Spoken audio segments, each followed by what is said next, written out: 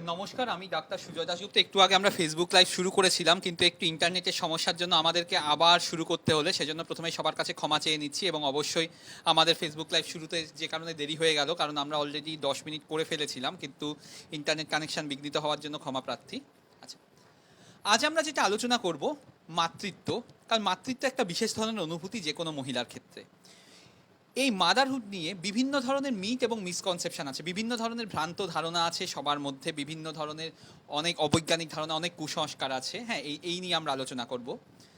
কারণ আমরা দেখি যখন প্রেগনেন্ট হন, তারপরে এই বাড়ির লোকেদের বিভিন্ন প্রশ্ন আসে, টিটেনাস কেন দেওয়া হচ্ছে না, আয়রন কেন শুরু হচ্ছে না, মাদার হরলিক্স কেন খাওয়া হচ্ছে না, ইত্যাদি। বিশেষ করে যে জিনিসটাকে বাড়ির পুরনো লোকেরা, বয়স্ক লোকেরা যে জিনিসটা জটিল করে ফেলেন, আমাদের সময় এই হতো, তোকে কেন এই করা হচ্ছে না। মনে রাখতে হবে বিজ্ঞান কিন্তু এগোচ্ছে। আগেকার দিনে পায়রার পায়ে করে চিঠি পাঠানো হতো। আজকে যদি আপনি মোবাইলের যুগে ভাবেন যে পায়রার পায়ে করে কেন চিঠি পাঠানো হচ্ছে না, তাহলে বলবো আপনাকে কিন্তু বিজ্ঞানের অগ্রগতিটা জানতে হবে। কারণ এখন কিন্তু আগেকার দিনের থেকে চিকিৎসা ব্যবস্থার অনেক কিছু কিন্তু পরিবর্তন হয়েছে, সেটার সাথে আপনাকে কিন্তু মানিয়ে চলতে হবে। আজ কেন আমরা আলোচনা করছি? কারণ আজ হচ্ছে ইন্টারন্যাশনাল মাদার্স ডে বা আন্তর্জাতিক মাতৃত্ব দিবস। যদিও মাতৃত্বের কোনো আলাদা দিন হয় না, প্রতিটা মা এবং প্রতিটা সন্তানের কাছে প্রতিটা দিনই হচ্ছে মাদার্স ডে। তার প্রত্যেকটার একটা বিশেষ দিন থাকে, তাই আমরা আজ এটা নিয়ে উদযাপন করছি এবং আলোচনা করছি। ঘটনাচক্রে আগামীকাল হচ্ছে রবীন্দ্রনাথ ঠাকুরের জন্মদিন, আমাদের প্রিয় কবিগুরু রবীন্দ্রনাথ ঠাকুরের জন্মদিন 25শে বৈশাখ। শুরু করব রবীন্দ্রনাথ ঠাকুরের একটা কবিতা দিয়ে। ইচ্ছা হয়ে ছিলি মনের মাঝারে, ছিলি আমার পুতুল খেলায়, প্রভাতে শিব পূজার বেলায়, তোরে আমি ভেঙেছি আর গড়েছি। এই মাতৃত্ব একটা সব মহিলার মধ্যে একটা সুপ্ত অনুভূতি বা সুপ্ত ইচ্ছা হিসেবে থাকে, আর এই ভাঙা গড়ার মধ্যে দিয়েই কিন্তু এই মাতৃত্ব এগিয়ে চলে। কাজে মাতৃত্ব নিয়ে আমরা বিভিন্ন ধরনের যে প্রশ্ন, সেগুলোর উত্তর দেব।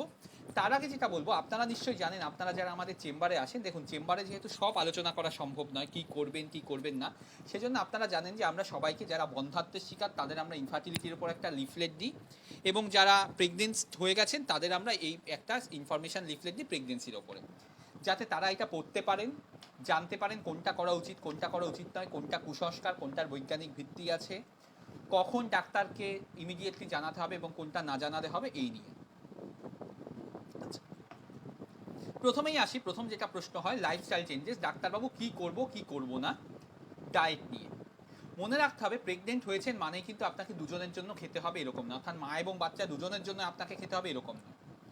একমাত্র প্রেগনেন্সির লাস্ট 3 সপ্তাহে 200 কিলো ক্যালোরি রিকোয়ারমেন্ট খাবারের, অর্থাৎ খাবারের দরকার বেশি হয়, কিন্তু সেটা আপনাকে জোর করে খেতে হবে না। আপনার শরীর নিজেই জানান দিয়ে দেবে যে আপনার বেশি খাবার দরকার, অর্থাৎ আপনার খিদে বৃদ্ধি পাবে। না হলে প্রথম দিকে যখন বমি হচ্ছে, যখন খেতে অসুবিধা হচ্ছে, জোর করে বেশি খেতে যাবেন না।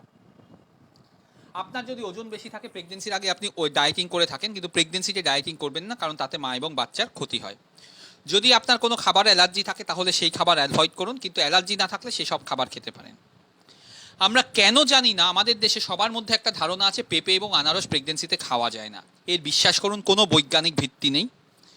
কিন্তু যদি আপনার মনে হয়, ভয় লেগে থাকে, কেউ বলছে পেঁপে আনারস খাবেন না, খাবেন না, কিন্তু এটা নিয়ে বারবার ডাক্তারকে জিজ্ঞাসা করবেন না। কারণ অনেক সময় দেখা যায় আমরা বললাম সব খেতে পারেন, কিন্তু তারপরে দেখা গেল পেশেন্টটা আমাদেরকে প্রশ্ন করতে থাকে, অর্থাৎ তখন আমাদের মনে হয় যেন উনি ডাক্তারবাবুর পরীক্ষা নিচ্ছেন, যে ডাক্তারবাবু জানেন কিনা যে পেঁপে আনারস খাওয়াটা বারণ।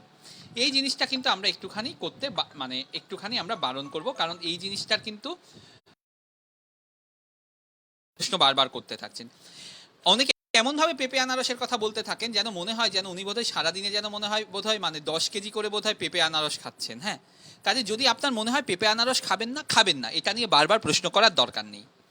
আর অবশ্যই প্রত্যেকটা খাবার যাবার নিয়ে, যেমন অনেকে প্রশ্ন থাকে করম চা খাবো কিনা, লেবু খাবো কিনা, লঙ্কা খাবো কিনা, নুন খাবো কিনা, হলুদ খাবো কিনা, দয়া করে প্রত্যেকটা খাবার দাবার নিয়ে প্রশ্ন করবেন না। এতে শুধু শুধু একটা সময় নষ্ট হয় এবং একটা বিরক্তি বাড়ানো হয়। আচ্ছা, আপনার যে খাবার খাচ্ছেন সেটা চেষ্টা করবেন স্টার্চের ওপরে বেস করার, অর্থাৎ আলু, ভাত, রুটি, বা হচ্ছে যেগুলো হোল গ্রেন, অর্থাৎ যেমন ধরুন ছোলা বা মটরশুঁটি, এই জাতীয় খাবার, এগুলো বেশি করে খাবেন। প্রত্যেক দিন চেষ্টা করবেন অন্তত 5 ধরনের, অর্থাৎ 5 রকমের বা 5 ধরনের, অর্থাৎ 5 বার, অর্থাৎ টোটাল 5টা আইটেম, আমরা বলি 5 পোর্শন ইংরেজিতে, অর্থাৎ 5 পোর্শন শাকসবজি এবং ফলমূল মিলে অন্তত 5 ধরনের খাবেন। ধরুন আপেল খেলেন, কলা খেলেন, সকালে একটা শাকসবজি খেলেন, দুপুরেও শাকসবজি খেলেন, রাতে আরেকটা তরকারি খেলেন, অর্থাৎ টোটাল 5 ধরনের ফলমূল এবং শাকসবজি মিলে 5 ধরনের খাবার খাবেন। লো ফ্যাট ডায়েট একটু চেষ্টা করুন, যেগুলোতে হাই ক্যালোরি আছে যেমন মিষ্টি, কোল্ড ড্রিঙ্কস, চকলেট, যেগুলোতে হাই ক্যালোরি আছে সেগুলো একটু অ্যাভয়েড করুন। ফাইবার রিচ খাবার বেশি খান, যেগুলোতে ফাইবার বা আঁশ বেশি থাকে, যেমন হচ্ছে শাকসবজি বা হচ্ছে ফলমূল বা ছোলা জাতীয় জিনিস, কারণ তাতে পায়খানা পরিষ্কার হতে পারে। কারণ প্রেগনেন্সিতে কিন্তু কনস্টিপেশন একটা বড় ধরনের সমস্যা।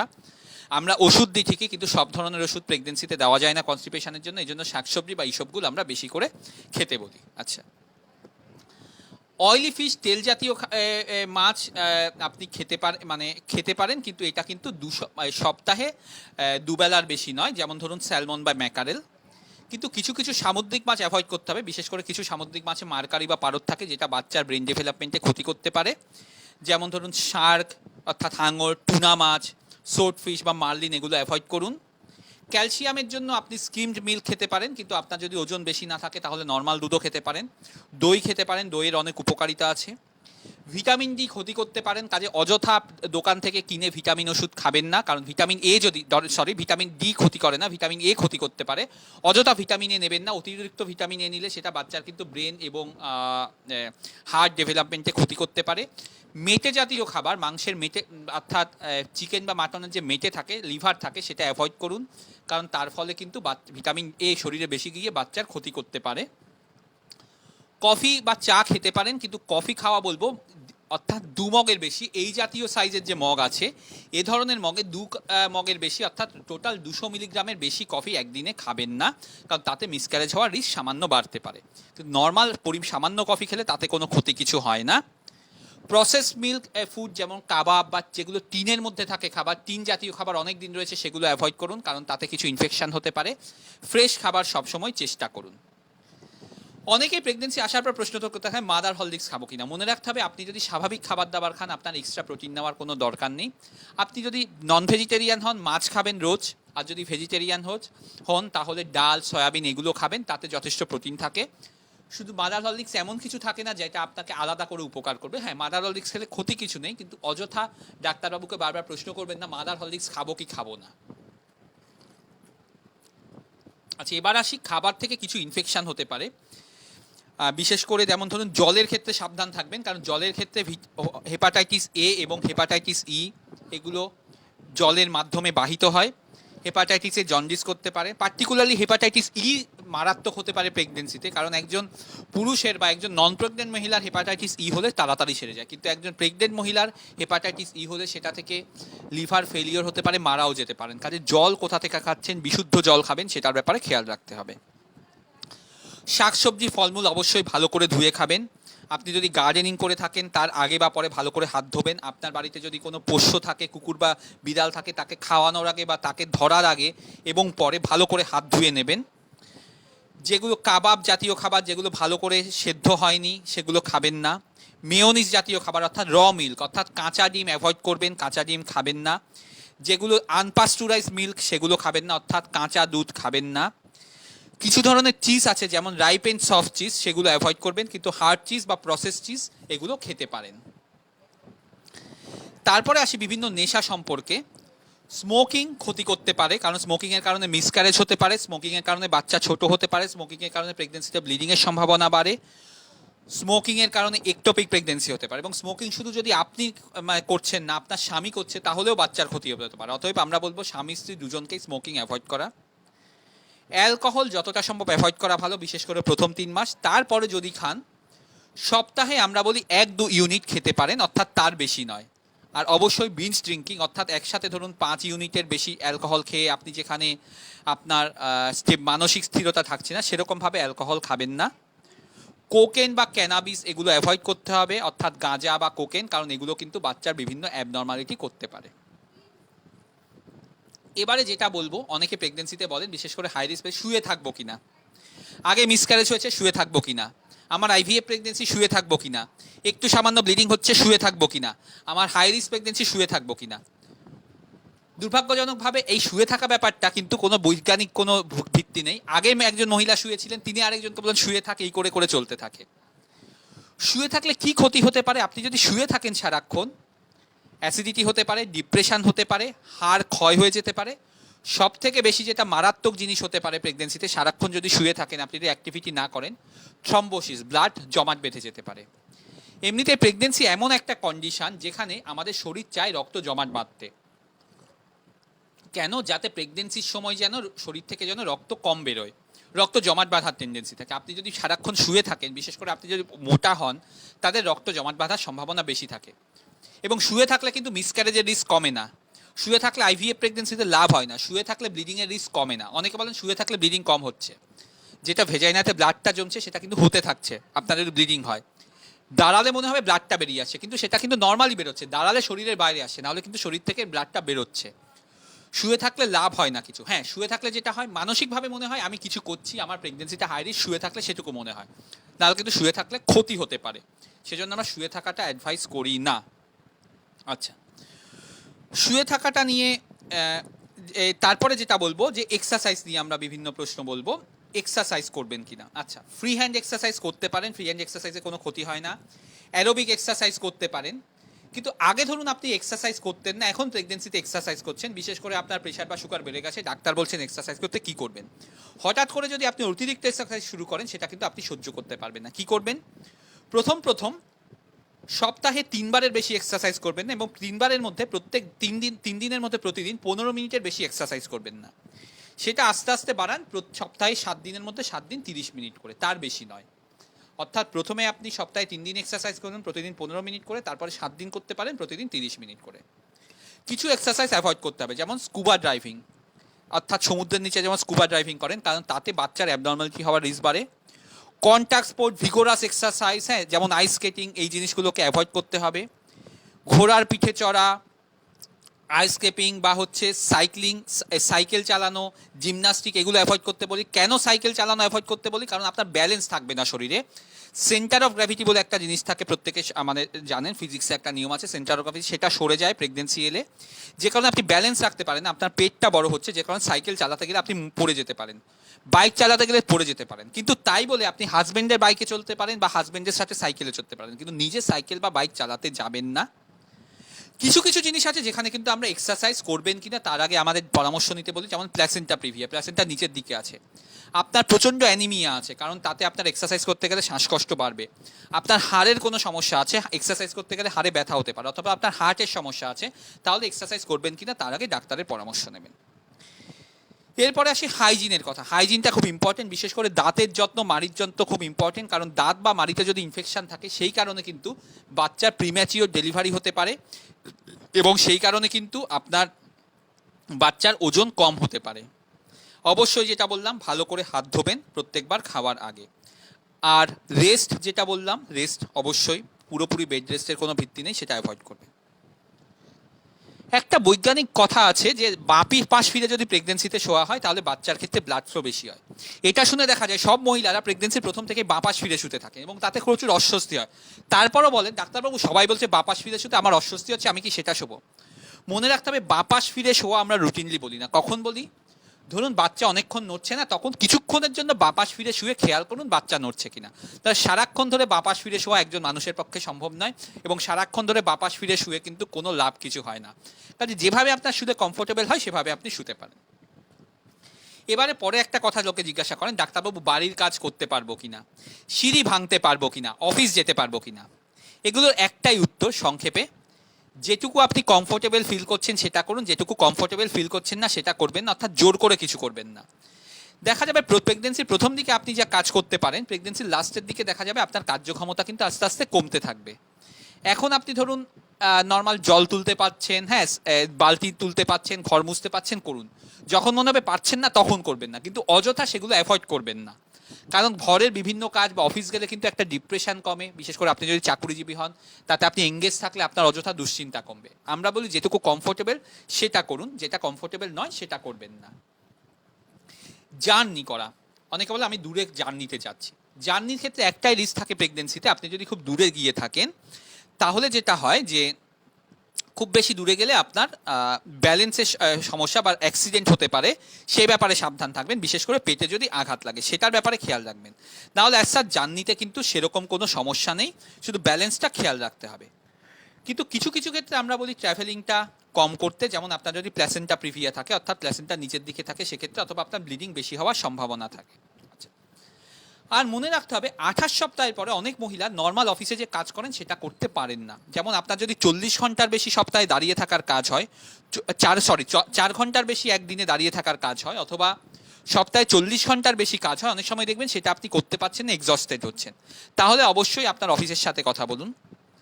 ম্যাটারনিটি লিভ কবে নেবেন এটা কিন্তু পুরোপুরি আপনার চয়েস, আপনাকে কিন্তু কেউ বাধ্য করতে পারেন না, কারণ ম্যাটারনিটি লিভ কিন্তু আপনার অধিকার, এটা নিয়ে কেউ কিন্তু আপনাকে বঞ্চিত করতে পারেন না। হ্যাঁ, অবশ্যই অতিরিক্ত ওজন তোলাটা অ্যাভয়েড করুন। এবার জার্নি নিয়ে আরেকটা প্রশ্ন থাকে, ডাক্তারবাবু আমি দূরে বেড়াতে যাব, যেতে পারবো কিনা। যেটা বললাম, জার্নি করলে অ্যাজ সাচ মিসক্যারেজের রিস্ক বাড়ে না, জার্নি করলে অ্যাজ সাচ ক্ষতি কিছু নেই, কিন্তু জার্নির ক্ষেত্রে আপনাকে আগে যেটা মনে রাখতে হবে, ধরুন আপনি যাচ্ছেন এমন একটা জায়গায় যেখানে সেরকম মেডিকেল ফেসিলিটি নেই। যদি আপনার কোনো এমার্জেন্সি অ্যারাইজ করে, কারণ প্রেগনেন্সিতে যে কোনো সময় এমার্জেন্সি অ্যারাইজ করতে পারে, তাহলে আপনাকে ব্যাকআপ প্ল্যান রাখতে হবে সে সময় আপনি কোনো মেডিকেল হেল্প পাবেন কিনা। ধরুন ট্রেনে করে আপনি কোনো প্রত্যন্ত গ্রামে যাচ্ছেন, সেখানে ডাক্তার পাবেন কিনা সেটা খেয়াল রাখতে হবে। বিদেশে যাচ্ছেন, সেখানে তাড়াতাড়ি আপনি মেডিকেল হেল্প পাবেন কিনা সেটা খেয়াল রাখতে হবে। কিন্তু অনেকক্ষণ বসে থাকা, আমি একটা কথা বললাম, প্রেগনেন্সিতে অনেকক্ষণ বসে থাকলে বা রেস্ট নিতে যেতে হয়, থ্রম্বোসিস হতে পারে।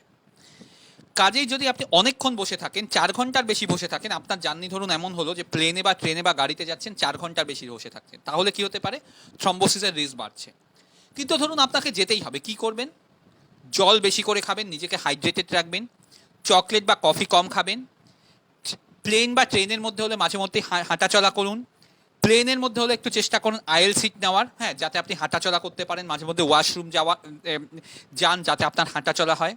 গাড়িতে করে যদি যান তাহলে একটু মাঝে মধ্যে গাড়ি থামিয়ে একটু মাঝে মধ্যে হেঁটে নিন, একটুখানি বেরিয়ে হেঁটে নিন। আর যদি আপনার রিস্ক বেশি থাকে, আপনার থ্রম্বোসিসের রিস্ক বেশি থাকে, তাহলে অবশ্যই ট্রাভেল করার আগে ডাক্তারকে জানান, তাহলে আমরা কখনো কখনো আপনাকে হেপারিন ইনজেকশন দিতে পারি যাতে আপনার এই রিস্কটা কম থাকে। যদি আপনি গাড়িতে করে যান, বিশেষ করে সামনের সিটে বসেন, তাহলে আপনাকে 3 পয়েন্ট সিট বেল্ট পরতে হবে, যেটা হচ্ছে above and below the bump, অর্থাৎ পেট ক্রস করে যে সিট বেল্ট সেটা পরবেন না, পেটের ওপর এবং নিচে যে ধরনের সিট বেল্ট থাকে সেগুলো পরবেন, তাতে অ্যাক্সিডেন্ট হওয়ার সম্ভাবনা কম থাকে। ড্রাইভিং আপনি করতে পারেন ইনিশিয়াল ফেজে, কিন্তু মনে রাখতে হবে ব্যালেন্সের অসুবিধা হতে পারে, কারণ ড্রাইভিং করতে গেলে সাবধানে করতে হবে। এবার ফ্লাইট ট্রাভেল নিয়ে, ফ্লাইটে আপনি ট্রাভেল করতে পারেন কিনা প্রেগনেন্সিতে। ফ্লাইট ট্রাভেল করলে মিসক্যারেজের রিস্ক বাড়ে না। এয়ারপোর্টে যে স্ক্যানার থাকে, যেগুলোতে আপনাকে স্ক্যান করা হয় সিকিউরিটি পারপাসে, তাতেও কিন্তু কোনো বাচ্চার ক্ষতি কিছু হয় না। কিন্তু যদি আপনি ট্রাভেল করেন, মনে রাখতে হবে আপনার পার্টিকুলারলি বমি বেশি হতে পারে, এবং আপনার নাক বন্ধ হওয়া, এটা প্রেগনেন্সিতে খুব কমন সমস্যা, বা পা ফুলে যাওয়া, এগুলো কমন সমস্যা, এই সমস্যাগুলো বেশি ফিল হতে পারে। কান বন্ধ হয়ে যেতে পারে ফ্লাইটে উঠলে, সেজন্য বারবার বলতে পারি একটু টফি বা কিছু রাখুন, যেটা বারবার চিবোতে থাকুন, তাতে কান বন্ধ হওয়া বা নাক বন্ধ হওয়া কম হতে পারে। যেটা বললাম থ্রম্বোসিস প্রিভেন্ট করার যে রিস্ক সেগুলো কমানোর জন্য আপনাকে যেটা বারবার হাঁটাচলা, প্লেনের আয়েল সিট এটা নিন। আপনার যদি ব্লিডিং হয়ে থাকে রিসেন্টলি, অ্যানিমিয়া থাকে বা হার্ট ডিজিজ থাকে, তাহলে আপনার ফ্লাইটে ট্রাভেল করাটা সেফ নাও হতে পারে, সেজন্য ডাক্তারের সাথে পরামর্শ করুন। কিন্তু মনে রাখতে হবে ট্রাভেল, কিছু কিছু এয়ারলাইন্সের পলিসি আছে, কারণ যেহেতু প্রেগনেন্সিতে লেট প্রেগনেন্সিতে 37 সপ্তাহ পরে বিশেষ করে আপনার এমার্জেন্সি হওয়ার সম্ভাবনা বেশি থাকে। বেশিরভাগ ট্রাভেল এয়ারলাইন্স কিন্তু 37 সপ্তাহ পরে আপনাকে ফ্লাইট অ্যালাউ করবে না, কারণ ফ্লাইটের মধ্যে যদি একটা ডেলিভারি হওয়ার সম্ভাবনা থাকে সেটা আপনার পক্ষেও বিপদ, ফ্লাইটে যারা আছেন সহযাত্রী এবং পাইলটস বা ক্রু তাদের পক্ষেও সমস্যা হতে পারে। এই জন্য 28 সপ্তাহের বেশি যদি ট্রাভেল করতে হয়, বেশিরভাগ ক্ষেত্রে ফ্লাইট কিন্তু আপনাকে একটা সার্টিফিকেট চাইবে ডাক্তারের থেকে, সেটার জন্য আপনি ডাক্তারের সাথে কথা বলতে পারেন। যেটা প্রেগনেন্সিতে প্রচণ্ড ইম্পর্টেন্ট, সেটা হচ্ছে পজিটিভ আউটলুক নেওয়া। সবসময় যদি এটা ভাবতে থাকেন যে খারাপ হবে, তাহলে হবে প্রেশার বেড়ে যাবে, অ্যাংজাইটি হবে, বাচ্চার ব্লাড ফ্লো কমে যাবে। কারণ অ্যাংজাইটি হলে যেটা হয়, ইউটেরাইন আর্টারি অর্থাৎ ইউটেরাসের যে ব্লাড ভেসেলগুলো ব্লাড সাপ্লাই করছে বাচ্চাকে, তাতে ব্লাড ফ্লো কমে গিয়ে পারে, বাচ্চার গ্রোথ কম হতে পারে, বাচ্চার ওজন কম হতে পারে। কারণ সব পজিটিভ, ভালো জিনিস হবে, সব কিছু একটা পজিটিভলি ভাবতে হবে। একটা প্রশ্ন অনেকে করেন, সেক্স করা উচিত কিনা প্রেগনেন্সিতে। অ্যাজ সাচ প্রেগনেন্সিতে সেক্স করলে, মানে ভেজাইনাল ইন্টারকোর্স করলে, তাতে কিন্তু কোনো অসুবিধে কিছু হয় না। কিন্তু অবশ্যই মনে রাখতে হবে প্রেগনেন্সিতে ইনফেকশন হতে পারে। খুব অদ্ভুত শোনালেও বলবো, প্রেগনেন্সিতে সেক্স করার সময় বেটার হয় কন্ডোম ইউজ করা, কারণ তাতে ইনফেকশন হওয়ার সম্ভাবনা কম থাকে। বিশেষ কিছু ধরনের সেক্সুয়াল হ্যাবিট, যেমন কানিংলিঙ্গাস বা এই ধরনের জিনিসগুলো একটুখানি আমরা বলি অ্যাভয়েড করতে, কারণ কানিংলিঙ্গাস করলে অনেক সময় ভেজাইনাতে ইনফেকশন বা মেমব্রেন্স রাপচার হওয়া, অর্থাৎ জল ভেঙে যেতে পারে। কিন্তু অবশ্যই যদি আপনার ব্লিডিং হয়ে থাকে বা আপনার প্ল্যাসেন্টা প্রিভিয়া থাকে, অর্থাৎ প্ল্যাসেন্টা নিচের দিকে থাকে, তাহলে কিন্তু আমরা বলবো যে পেনিট্রেটিভ ভেজাইনাল সেক্স অ্যাভয়েড করার জন্য। এবার আমরা যেটাতে আসবো সেটা হচ্ছে প্রেগনেন্সিতে কি কি কমন প্রবলেম আমরা ফেস করতে পারি, একজন মা কি কি কমন প্রবলেম ফেস করতে পারে। মনে রাখতে হবে প্রেগনেন্সিতে একটা শরীরের সব অর্গান সিস্টেমে চেঞ্জ হচ্ছে, কারণ প্রেগনেন্সিতে আপনার শরীর আপনাকে তৈরি করছে আরেকজনের, আপনার শরীরে যে বড় হচ্ছে তার জন্য।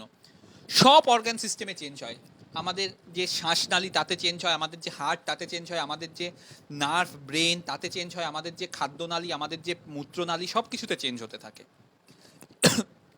অনেকে সেটা নিয়ে ভয় পান, কিন্তু ভয় পাওয়ার মতো সবসময় কিছু থাকে না। প্রথমে আসি বমি হওয়া বা বমি বমি ভাব লাগা। প্রথম দিকের প্রেগনেন্সিতে খুব কমন, আমরা কিছু ওষুধ দিই, ওষুধে বেশিরভাগ ক্ষেত্রে কমে যায় এবং মনে রাখতে হবে 4-5 মাস বাদে নিচেই কমে যায়। বেশিরভাগ ক্ষেত্রে এতে ভয় পাওয়ার কিছু নেই, এটার এক্স্যাক্ট কারণ আমরা জানি না। কিন্তু আপনাকে যেটা করতে হবে, যেগুলোতে খাবার আছে এমন কিছু খাবার খাবেন যাতে কার্বোহাইড্রেট বেশি থাকে, ফ্যাট কম থাকে। যেমন ধরুন পাস্তা, আলু বা হচ্ছে ভাত, এই জাতীয় খাবার বেশি থাকবেন। দেখা গেছে যে আদা যদি খান, আদাতে কিন্তু একটুখানি এই বমি বমি ভাবটা কমে। টোস্ট সকালে উঠে পাউরুটি বা টোস্ট বিস্কিট খেতে পারেন, তাতে কিন্তু আপনার বমি বমি ভাবটা কম লাগবে, কারণ সকালের দিকে বমি বেশি হয়। খালি পেটে এক গাদা জল খাওয়াটা কমান, কারণ তাতে কিন্তু বমি বেশি হতে পারে। অনেকের কোনো পার্টিকুলার খাবারে বমি হতে পারে, কারো মাছের গন্ধ সহ্য হয় না, কারো মাংস সহ্য হয় না, তাহলে সেটা খাবেন না। অনেকে বলে মাছ মাংস না খেলে কি ক্ষতি হতে পারে না? না, ক্ষতি হবে না, কারণ দেখুন যারা তো নিরামিষাশী তাদের কি ক্ষতি হয়? হয় না।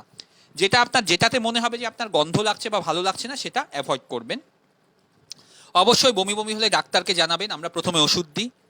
যদি দেখা যাচ্ছে যে ওষুধে কমছে না, আপনি জলও খেতে পাচ্ছেন না, আপনার টাং ড্রাই হয়ে গেছে, অর্থাৎ আপনার জিভ শুকিয়ে গেছে, তাহলে কিন্তু সেখানে সেই কন্ডিশনটাকে বলা হয় হাইপার এমেসিস গ্র্যাভিডেরাম। কারণ সেটা হলে কিন্তু মা এবং বাচ্চা দুজনের ক্ষতি হতে পারে। সেক্ষেত্রে আপনাকে হসপিটালে ভর্তি হওয়ার দরকার হতে পারে, স্যালাইন চালানোর দরকার হতে পারে, কিছু ইঞ্জেকশন দেওয়ার দরকার হতে পারে। আর কখনো কখনো দেখা গেছে, যদি দেখা যাচ্ছে যে কোনোভাবেই কোনো ওষুধ দিয়ে কমছে না, তখন আমরা স্টেরয়েড ট্যাবলেট ইউজ করি বা ইঞ্জেকশন ইউজ করি। এবার স্টেরয়েড শুনেই অনেকেই প্রশ্ন জিজ্ঞাসা করতে থাকেন যে স্টেরয়েডটা সেফ কিনা। দেখুন, স্টেরয়েডের অবশ্যই অনেক রিস্ক আছে, কিন্তু আমরা যে কোনো ওষুধ দেওয়ার আগে দেখি রিস্ক বা বেনিফিট কী। যদি দেখা যায় যে উপকারটা বেশি হবে, কারণ স্টেরয়েড দিলে অতিরিক্ত বমি হলে তাড়াতাড়ি বমি কমে যায়, মা এবং বাচ্চা দুজনেরই ভালো হয়, তাতে ক্ষতির থেকে লাভের সম্ভাবনা বেশি, সেজন্য আমরা তখন স্টেরয়েড দিই। অ্যাজ সাচ অতিরিক্ত বমি হলে সেটা বাচ্চার ক্ষতি সেভাবে করে না, যদি না আপনার কিটোন বেড়ে যায় বা হচ্ছে আপনার ডিহাইড্রেশন হয়। হ্যাঁ, অতিরিক্ত বমি হলে কখনো কখনো বাচ্চার গ্রোথের প্রবলেম হতে পারে পরবর্তীকালে, কিন্তু দেখা গেছে অদ্ভুতভাবে যাদের অতিরিক্ত বমি হয় তাদের কিন্তু মিসক্যারেজ হওয়ার সম্ভাবনা কম থাকে। এবার আছে অ্যাসিডিটি, খুব কমন প্রেগনেন্সিতে, এমনকি ডেলিভারি পর্যন্ত হতে পারে। হাই ফ্যাট যেগুলোতে থাকে বা অতিরিক্ত মশলা জাতীয় খাবার, সেগুলো অ্যাভয়েড করুন। অ্যান্টাসিড নিতে পারেন, বেশিরভাগ অ্যান্টাসিড সেফ, ডাক্তারের সাথে পরামর্শ করে নিতে পারেন। হজমের সমস্যা প্রেগনেন্সিতে কমন, যে খাবারে আপনার বদহজম হচ্ছে সে ধরনের খাবার আপনি অ্যাভয়েড করুন। বদহজমের জন্য বিভিন্ন এনজাইম বা হচ্ছে বিভিন্ন ধরনের ট্যাবলেট, প্যান্টোব্রাজল জাতীয় ট্যাবলেট বা হচ্ছে অ্যান্টাসিড, এগুলো নিতে পারেন। কনস্টিপেশন নিয়ে একটু আগেও আলোচনা করলাম, কনস্টিপেশন খুব কমন, পায়খানা পরিষ্কার হচ্ছে না, খুব কমন সমস্যা। জল বেশি করে খান, শাকসবজি বেশি করে খান, ইসবগুল খেতে পারেন। ল্যাকটুলোজ জাতীয় ওষুধ দিতে পারে, কিন্তু দোকান থেকে ফট করে কনস্টিপেশনের ওষুধ খাবেন না, কারণ সব ওষুধ কিন্তু প্রেগনেন্সিতে কনস্টিপেশনের জন্য দেওয়া যায় না। কারণ কিছু কিছু কনস্টিপেশনের ওষুধ আছে যেগুলো কিন্তু ইউটেরাসের কন্ট্রাকশন, অর্থাৎ ইউটেরাসের সংকোচন বাড়িয়ে মিসক্যারেজ করতে পারে। কারো কারো কিন্তু প্রেগনেন্সিতে পাইলসের সমস্যা, অর্থাৎ পায়খানার সাথে রক্ত পড়া বা মলদার ফুলে যাওয়া বা ব্যথা হয়। বিশেষ করে যাদের আগে সমস্যা ছিল তাদের সমস্যা বাড়ে, নতুন করে সমস্যা হতে পারে কারো কারো ক্ষেত্রে। এক্ষেত্রে বলবো আবার সেই মেইন জিনিস হচ্ছে পায়খানা পরিষ্কার রাখার জন্য যা যা করা সেগুলো করুন।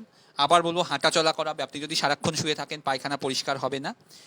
যদি বেশি সমস্যা হয় ডাক্তার দেখিয়ে আপনি মলম কিছু লাগাতে পারেন, এই মলমগুলো সেফ, বাচ্চার কোনো ক্ষতি করে না। বেশিরভাগ ক্ষেত্রে এই পাইলসটা কিন্তু প্রেগনেন্সি ওভার হয়ে গেলে চলে যায়। এবার যে সমস্যাটা হয় খুব কমন, যেটা আমরা ফেস করি, ডাক্তারবাবু পেটে অল্প অল্প ব্যথা হচ্ছে, চিন ব্যথা, কন ব্যথা, এরকম। মনে রাখতে হবে এরকম ব্যথাটা খুব কমন, বিশেষ করে তলপেটে ব্যথা বা কুচকির কাছে ব্যথা। কারণ রাউন্ড লিগামেন্ট বলে ইউটেরাসের পাশে দুটো লিগামেন্ট থাকে, ইউটেরাস যখন বড় হয় সেই লিগামেন্টগুলোতে টান পড়ে পড়ে ব্যথা হয়। আমরা একটাই কথা বলি পেশেন্টকে, ব্যথা হলে যদি অল্প ব্যথা হয় সেটা নিয়ে চিন্তা করবেন না, ম্যাক্সিমাম ডোটাফেরিন বা প্যারাসিটামল জাতীয় ওষুধ খেতে পারেন। প্রচণ্ড ব্যথা হলে সেটা অবশ্যই ডাক্তারকে বলবেন, সেটা ইমার্জেন্সি। অর্থাৎ অল্প ব্যথা প্রেগনেন্সিতে ডেলিভারি পর্যন্ত হতে পারে এবং সেটা নিয়ে একদম চিন্তা করবেন না। ইউরিনের প্রবলেম, প্রেগনেন্সির প্রথম দিকে বারবার পেচ্ছাপ হতে থাকে, লাস্টের দিকেও বারবার পেচ্ছাপ হতে থাকে, এটা মাঝখানে কমে। বারবার পেচ্ছাপ হওয়াটা ক্ষতি কিছু নেই, কখনো কখনো আপনি দেখতে পারেন যে কাশির সাথে একটু একটু জল বেরোচ্ছে, ইউরিন বেরোচ্ছে, কিন্তু কাশির সাথে যদি ইউরিন বেরোয় এই ব্যাপারটা আগে ভালো করে খেয়াল করুন, এটা কি ইউরিনের সাথে বেরোচ্ছে না ভেজাইনা দিয়ে বেরোচ্ছে। যদি ভেজাইনা দিয়ে বেরোয় তাহলে কিন্তু সেটা হতে পারে যে আপনার পিপিআরওএম হচ্ছে, অর্থাৎ প্রিম্যাচিওর রাপচার অফ মেমব্রেনস, অর্থাৎ বাচ্চার জল ভেঙে যাচ্ছেন, সেটা জানাবেন ডাক্তারকে। শুধু যদি আপনার বারবার ইউরিন করতে হচ্ছে সেটা নিয়ে অ্যাজ সাচ চিন্তার কিছু নেই, কিন্তু যদি তার সাথে ইউরিন করার সময় জ্বালা হচ্ছে, ব্যথা হচ্ছে বা আর্জেন্সি হচ্ছে, অর্থাৎ ইউরিন ধরে রাখতে পারছেন না, তাহলে সেটা ডাক্তারকে জানান, কারণ তাহলে কিন্তু সেটা ইউরিনের ইনফেকশন হতে পারে। ইউরিনের ইনফেকশন হলে কিন্তু সেটাকে ঠিক করে ট্রিটমেন্ট করতে হবে অ্যান্টিবায়োটিক দিয়ে। আবার বলবো, অ্যান্টিবায়োটিক ওষুধের দোকান থেকে খাবেন না। অনেকে ইউটিআই বলে ফট করে ওষুধের দোকান থেকে ওষুধ খেয়ে নেন। কালচার না করে ওষুধের দোকান থেকে ওষুধ খাবেন না, কালচার করে তারপর ওষুধের দোকান থেকে ওষুধ খাবেন, কারণ কালচার না অ্যান্টিবায়োটিক, কিছু অ্যান্টিবায়োটিক বাচ্চার ক্ষতি করতে পারে, আর কি ব্যাকটেরিয়া হয়েছে সেটা জানা যাবে না, ফলে সেই ব্যাকটেরিয়াটা বাড়তে থাকবে। আর ব্যাকটেরিয়ার যদি ইনফেকশন হয় ইউরিনে, এটা কিন্তু বাচ্চার ক্ষতি করতে পারে, সময়ের আগে ডেলিভারি হতে পারে, প্রিম্যাচিওর ডেলিভারি হতে পারে, ইউরিনের ইনফেকশনের কারণে বাচ্চার ওজন কম হতে পারে, বাচ্চার গ্রোথ না হতে পারে। এজন্য অ্যান্টিবায়োটিক খাওয়ার পরেও কিন্তু আবার আমরা কালচার করে দেখি, অর্থাৎ একবার কালচারে নয়, যদি মনে হয় ইউরিনে ইনফেকশন হচ্ছে প্রথমে কালচার করি, অ্যান্টিবায়োটিক দিই, আবার কালচার করে দেখি যে ইনফেকশন চলে গেছে কিনা। কাজে এই জিনিসটা খুব ইম্পর্টেন্ট। আর কারো যদি দেখা যায় বারবার কালচারে দেখা যাচ্ছে ইনফেকশন আছে, তাহলে আমরা প্রেগনেন্সিতে, সারা প্রেগনেন্সি জুড়ে আমরা অ্যান্টিবায়োটিক দিয়ে রাখি, অবশ্যই এমন অ্যান্টিবায়োটিক দেবো যেটা সেফ। এরপর যে প্রশ্নটা সবাই করেন, ভেজাইনাল ডিসচার্জ, ডাক্তারবাবু ধাত বেরোচ্ছে, ভেজাইনা থেকে ফ্লুইড বেরোচ্ছে। মনে রাখতে হবে অল্প ফ্লুইড বেরোনোটা খুব স্বাভাবিক, এবং প্রেগনেন্সিতে, কারণ ভেজাইনা থেকে নর্মালি ফ্লুইড বেরোয়, প্রেগনেন্সিতে কিছু হরমোনাল হরমোনাল কিছু চেঞ্জ হয় বলে ফ্লুইড বেরোনোর সম্ভাবনাটা বাড়ে। এটা নিয়ে ভয় পাবেন না, কেন অতিরিক্ত ফ্লুইড বেরোচ্ছে। যদি অতিরিক্ত একদম হর করে ফ্লুইড বেরোচ্ছে সেটা অবশ্যই চিন্তার কারণ, সেটা থেকে দেখতে হবে আপনার জল ভেঙে গেল কিনা, অর্থাৎ প্রিম্যাচিওর রাপচার অফ মেমব্রেনস হলো কিনা। আর যদি দেখা যায় যে এই যে ফ্লুইডটা বেরোচ্ছে তাতে বাজে দুর্গন্ধ আছে, তার সাথে পেটে ব্যথা আছে, তার সাথে জ্বালা করছে বা চুলকানি হচ্ছে, তাহলে ইনফেকশন হতে পারে, সেক্ষেত্রে আমাদের অ্যান্টিবায়োটিক দিতে হবে। আচ্ছা, প্রেগনেন্সিতে শরীরের আমাদের প্রত্যেকটা মাসেল এবং জয়েন্টে কিছু চেঞ্জ হয়, যে কারণে একটু ব্যথা হতে পারে হাড়ে, এবং এই ব্যথাটা কিন্তু অনেক সময় ডেলিভারির পরেও থাকে। অনেকে এটাকে দোষ দেন যে সিজারের সময় পিঠে সুচ দেওয়া হচ্ছে বলে, সুচ দিয়ে স্পাইনাল অ্যানেস্থেসিয়া দেওয়া হচ্ছে বলে ব্যথা হচ্ছে। মনে রাখতে হবে, এ ধরনের সুচ দিয়ে অপারেশন, অর্থাৎ স্পাইনাল অ্যানেস্থেসিয়া অপারেশন কিন্তু হার্নিয়ার ক্ষেত্রে করা হয়, অ্যাপেন্ডিক্সের ক্ষেত্রে করা হয়। কিন্তু কোনোদিন কি শুনেছেন কোনো পুরুষ বলছে অ্যাপেন্ডিক্স অপারেশনের পরে ব্যথা হচ্ছে, হার্নিয়া অপারেশনের পরে ব্যথা হচ্ছে, বা অন্য কোনো মহিলা বলেছেন অ্যাপেন্ডিক্সের অপারেশনের পরে ব্যথা হচ্ছে? না, এই ব্যথাটা ডেলিভারির পরে থাকতে পারে, বিশেষ করে আপনার যদি লাইফস্টাইল বা আপনার পশ্চার, অর্থাৎ আপনি কিভাবে এক্সারসাইজ করছেন সেটা যদি ঠিক না হয় তাহলে ব্যথা হয়। অথচ ভুলভাবে আমরা যেটা করি, আমরা স্পাইনাল অ্যানেস্থেসিয়া পিঠে সুচ দেওয়া হচ্ছে বলে তাতে আমরা দোষ দিই। এটা কিন্তু অত্যন্ত ভুল ধারণা, এবং এই ভুল ধারণার বিপজ্জনক দিক হচ্ছে, একজন মহিলা বললেন পিঠে সুচ দিয়েছে বলে ব্যথা হচ্ছে, সেটা কাকে কান নিয়ে গেছে মতো সেটা বাজারে ছড়াতে থাকে। অর্থাৎ কাকে কান নিয়ে গেছে, কেউ বললো, আমি কানের দিকে হাত দিলাম না, আমি ভাবতে থাকলাম কানে সত্যি কাকে কান নিয়ে গেছে, আমি কাকের পেছনে দৌড়তে থাকলাম। পিঠে সুচ দিলে কোনো ব্যথা হয় না। প্রেগনেন্সিতে ব্যথা হওয়ার কারণ কি? আপনি কিছু ক্যালসিয়ামের অভাব, সেজন্য আমরা ক্যালসিয়াম দিই। কখনো কখনো আমরা ভিটামিন ডি দিয়ে থাকি। প্যারাসিটামল জাতীয় ওষুধ খেতে পারেন, কিন্তু দয়া করে দোকান থেকে ফট করে ওষুধ খাবেন না, কারণ যে কোনো ব্যথার ওষুধ প্রেগনেন্সিতে দেওয়া যায় না। কিছু কিছু ব্যথার ওষুধ বাচ্চার ক্ষতি করতে পারে। কি করতে পারেন এই ব্যথাটা কমানোর জন্য? যা বললাম, নর্মাল এক্সারসাইজ করতে পারেন। যখন আপনি কোনো জিনিস তুলছেন নিচ থেকে, আপনাকে যেটা করতে হবে, আমরা যেটা ভুল করি, পিঠটা বাঁকায় আমরা হাঁটুটা সোজা রাখি, উল্টোটা করতে হবে। হাঁটুটা বাঁকাতে হবে, পা দুটো একটু ফাঁক করতে হবে, হাঁটুটা বেঁকিয়ে পা দুটো ফাঁক করে পিঠটা সোজা রেখে নিচু হয়ে জিনিস তুলতে হবে, নাহলে কিন্তু পিঠে ব্যথা থাকবে। আর অবশ্যই কিছু কিছু এক্সারসাইজ আপনাকে করতে হবে, যেটা আপনি ফিজিওথেরাপিস্টের সাথে কথাবার্তা বলতে পারেন যদি এ ধরনের ব্যথা হয়। আরেকটা সমস্যা নিয়ে সবাই খুব ভয় পায়, ডাক্তারবাবু পা ফুলে যাচ্ছে, পা ফুলে যাচ্ছে। মনে রাখতে হবে, পা ফোলাটা প্রেগনেন্সিতে স্বাভাবিক। যদি আপনার ব্লাড প্রেশার নর্মাল থাকে, পা ফোলাটা নিয়ে চিন্তার কিছু নয়। খুব কম ক্ষেত্রে আছে পা ফোলাটা আপনার কোনো লিভার বা কিডনি ডিজিজের সমস্যার বা হার্ট ডিজিজের সমস্যার কারণে হতে পারে, সেটা অবশ্যই আমরা দেখি। কিন্তু যদি প্রেশার নর্মাল থাকে তাহলে আমরা ইউজুয়ালি বলি পা ফোলাটা নিয়ে চিন্তা না করতে। আরেকটা জিনিস হয়, পায়ে ক্র্যাম্প হচ্ছে। ডাক্তারবাবু বিশেষ করে সকালবেলা ঘুম থেকে উঠতে গেলে পায়ে ক্র্যাম্প হচ্ছে, কাফ মাসেলে, অর্থাৎ হাঁটুর নিচে পেছন দিকে যে মাসেলগুলো থাকে সেখানে ব্যথা হচ্ছে। এই ক্র্যাম্প হওয়াটা নিয়ে আপনি যেটা করতে পারেন, কিছু ভিটামিন, বিশেষ ধরনের ভিটামিন খেতে পারেন। আবার বলবো, দোকান থেকে ভিটামিন খাবেন না। প্যারাসিটামল জাতীয় ট্যাবলেট খেতে পারেন, বা এল কার্নিটিন জাতীয় ওষুধ আমরা দিই, তাতে ব্যথাটা কিছুটা কম হতে পারে। শেক দিতে পারেন, শেক দিলে কোনো ক্ষতি কিছু নেই। আরেকটা সমস্যা আছে ভেরিকোজ ভেইন, অর্থাৎ পায়ের শিরাগুলো অনেক সময় ফুলে যায়। তাদের বিশেষ করে হয় যাদের আগে অলরেডি ভেরিকোজ ভেইন ছিল। এটা কি করা যেতে পারে? অনেকক্ষণ দাঁড়িয়ে থাকা অ্যাভয়েড করুন, কারণ অনেকক্ষণ দাঁড়িয়ে থাকতে পা ফুলে যেতে পারে। যখন বসবেন পা ঝুলিয়ে বসবেন না, পা কিছুর ওপর রেখে বসুন, যেমন মোড়া বা টুলের ওপর রেখে বসুন। যদি অতিরিক্ত পা ফুলে থাকে বা হচ্ছে আপনার পায়ে ভেরিকোজ ভেন অতিরিক্ত হয়ে থাকে, যেটা বাইরে থেকে দেখা যাচ্ছে, তাহলে আপনি কম্প্রেশন স্টকিং নিতে পারেন, অর্থাৎ বিশেষ ধরনের টাইট মোজা আছে সেগুলো ব্যবহার করতে পারেন। কিছু কিছু ক্ষেত্রে যদি খুব সিভিয়ার ধরনের ভেরিকোজ ভেন থাকে তাহলে সেক্ষেত্রে থ্রম্বোসিস হতে পারে, সেক্ষেত্রে আমরা হেপারিন ইনজেকশন দেওয়ার কথা ভাবতে পারি। ব্রেস্টের সমস্যা, ব্রেস্টে ব্যথা হয় এবং সেই ব্যথাটা কিন্তু অ্যাক্সিলা অর্থাৎ বগল পর্যন্ত যেতে পারে। ব্রেস্ট থেকে কোনো ডিসচার্জ হতে পারে, এমনকি মিল্ক ডিসচার্জ হতে পারে। এগুলো খুব স্বাভাবিক জিনিস প্রেগনেন্সিতে, এগুলো নিয়ে চিন্তা করবেন না। খুব বেশি যদি ব্যথা হয় তাহলে প্যারাসিটামল খেতে পারেন, ব্রেস্টের ব্যথা নিয়ে চিন্তা করবেন না। স্ট্রেচ মার্ক নিয়ে অনেকে চিন্তা করেন, স্ট্রেচ মার্কের জন্য কিছু মলম আছে, সেগুলো আমরা আমাদের রিকোয়েস্ট করলে আমরা সেগুলো দিতে পারি, সেগুলো নিয়ে চিন্তা করবেন না। প্রেগনেন্সিতে যেটা খুব সমস্যা হয়, স্লিপ ডিস্টারবেন্স, ঘুম হতে চায় না। দয়া করে ফট করে ওষুধের দোকান থেকে গিয়ে ঘুমের ওষুধ নেবেন না। রিল্যাক্স থাকুন, চিন্তা কম করুন, রিল্যাক্সেশন এক্সারসাইজ করুন, যে কোনো ঘুমের ওষুধ দেওয়া যায় না। যদি খুব বেশি সমস্যা হয় তাহলে আমরা কিছু হালকা ধরনের ঘুমের ওষুধ দিতে পারি, কিন্তু ঘুম হওয়াটা ইম্পর্টেন্ট, সেজন্য চেষ্টা করুন একটু রিল্যাক্স থাকা। নাক বন্ধ হওয়াটাও প্রেগনেন্সিতে খুব কমন জিনিস। নাক যদি বন্ধ হয়ে থাকে, আপনি বিভিন্ন ধরনের যে নেজাল ড্রপ আছে যেগুলো নাক বন্ধ হওয়ার জন্য দেওয়া হয়, ডাক্তারের সাথে পরামর্শ করে দিতে পারেন, এবং এগুলো সবই কিন্তু ডেলিভারির পরে ঠিক হয়ে যায়। তাহলে এতক্ষণ যেটা আমরা আলোচনা করলাম, যে জিনিসগুলো নিয়ে পেশেন্টরা ভয় পায় কিন্তু যেগুলো সত্যি ভয় পাওয়ার কারণ নেই, যেমন পেটে সামান্য ব্যথা, ভেজাইনাল সামান্য ডিসচার্জ, এগুলো নিয়ে কি করবেন। এবার আমরা আসবো যেগুলো আপনাকে সমস্যা তৈরি করতে পারে। ব্লিডিং, প্রেগনেন্সিতে ব্লিডিং হওয়া। আর্লি প্রেগনেন্সিতে ব্লিডিং হচ্ছে। ব্লিডিং হলে সবাই ভয় পায়, কারণ ব্লিডিং একটা একটোপিক প্রেগনেন্সি বা মিসক্যারেজের একটা সাইন হতে পারে। মিসক্যারেজ মানে গর্ভপাত, আর একটোপিক প্রেগনেন্সি মানে কি আপনার প্রেগনেন্সি ইউটেরাসে না এসে টিউবে আসা। কিন্তু ব্লিডিং হলেই বেশিরভাগ ক্ষেত্রে মনে রাখতে হবে, 100 জন মহিলার যদি ব্লিডিং হয় আর্লি প্রেগনেন্সিতে, তার মধ্যে 80 জনেরই কিন্তু প্রেগনেন্সি ঠিকমতো চলে, কোনো সমস্যা হয় না। এমনকি আমরা কিছু কিছু মহিলাকে পাই যাদের দেখা যাচ্ছে প্রেগনেন্সিতে সারা প্রেগনেন্সি জুড়ে অল্প অল্প সামান্য ব্লিডিং হচ্ছে, কিন্তু তাতে প্রেগনেন্সি ঠিকমতো চলছে। কিন্তু অবশ্যই প্রেগনেন্সি আর যেটা যদি ব্লিডিং হয় আর্লি প্রেগনেন্সিতে আমাদের দেখে নেওয়া দরকার, এটা মিসক্যারেজ নয় তো। আমরা কি করি, একটা আল্ট্রাসাউন্ড করি, আল্ট্রাসাউন্ডে যদি দেখি বাচ্চা ঠিক আছে তাহলে বলি চিন্তার কিছু নেই। প্রোজেস্টেরন জাতীয় ওষুধ দেওয়া যেতে পারে ব্লিডিং হলে, কিন্তু সেটা সত্যি কতটা কাজ করে আমরা জানি না, কিন্তু ক্ষতি কিছু করে না। কখন আপনি চিন্তা করবেন, যদি ব্লিডিংটা অতিরিক্ত হচ্ছে অথবা ব্লিডিংয়ের সাথে অতিরিক্ত ব্যথা হচ্ছে, তাহলে সেটা এমার্জেন্সি, তাহলে সেটা বাড়িতে বসে থাকা যাবে না। তাহলে অল্প অল্প ব্লিডিং হলে সেটা নিয়ে খুব বেশি চিন্তার করার কারণ নেই। একই রকম বলবো ব্যথার ক্ষেত্রে, আর্লি প্রেগনেন্সিতে ব্যথা, প্রচণ্ড ব্যথা হলে সেটা মিসক্যারেজ বা একটোপিকের লক্ষণ হতে পারে, সেটা সাথে সাথে ডাক্তারকে জানাতে হবে। আর যদি অল্প ব্যথা হয় তাহলে সেটা নিয়ে চিন্তার কিছু নেই, যেমন বললাম আমরা আল্ট্রাসাউন্ড করে দেখে নিই বাচ্চা ঠিক আছে কিনা। কিন্তু মনে রাখতে হবে, এই ব্যথা কিন্তু সবসময় প্রেগনেন্সির কারণে হচ্ছে এমন নয়। কখনো কখনো কিন্তু এই ব্যথাটা আপনার অন্য রোগের কারণে হতে পারে, ইউরিনে ইনফেকশনের কারণে হতে পারে, কিডনি বা ইউরেটার অর্থাৎ পেচ্ছাপের রাস্তায় পাথর হলে হতে পারে, গল ব্লাডারে পাথরের কারণে হতে পারে, প্যাঙ্ক্রিয়াসাইটিসের জন্য হতে পারে, প্যাঙ্ক্রিয়াসের প্রদাহ, গ্যাস্ট্রাইটিসের কারণে হতে পারে, বা অ্যাপেন্ডিক্সাইটিসের কারণে হতে পারে। এরপরে যেটা আসি, ডাক্তারবাবু গা হাত চুলকাচ্ছে। অল্প অল্প গা হাত চুলকানোটা স্বাভাবিক, কারণ প্রেগনেন্সিতে ব্লাড ফ্লো বাড়ে। কিন্তু বিশেষ করে যদি আপনার হাতের তালু বা পায়ের তালু চুলকায়, বিশেষ করে রাতের দিকে চুলকানি বাড়ে, সেই জিনিসটা ডাক্তারকে জানাতে হবে। কেন?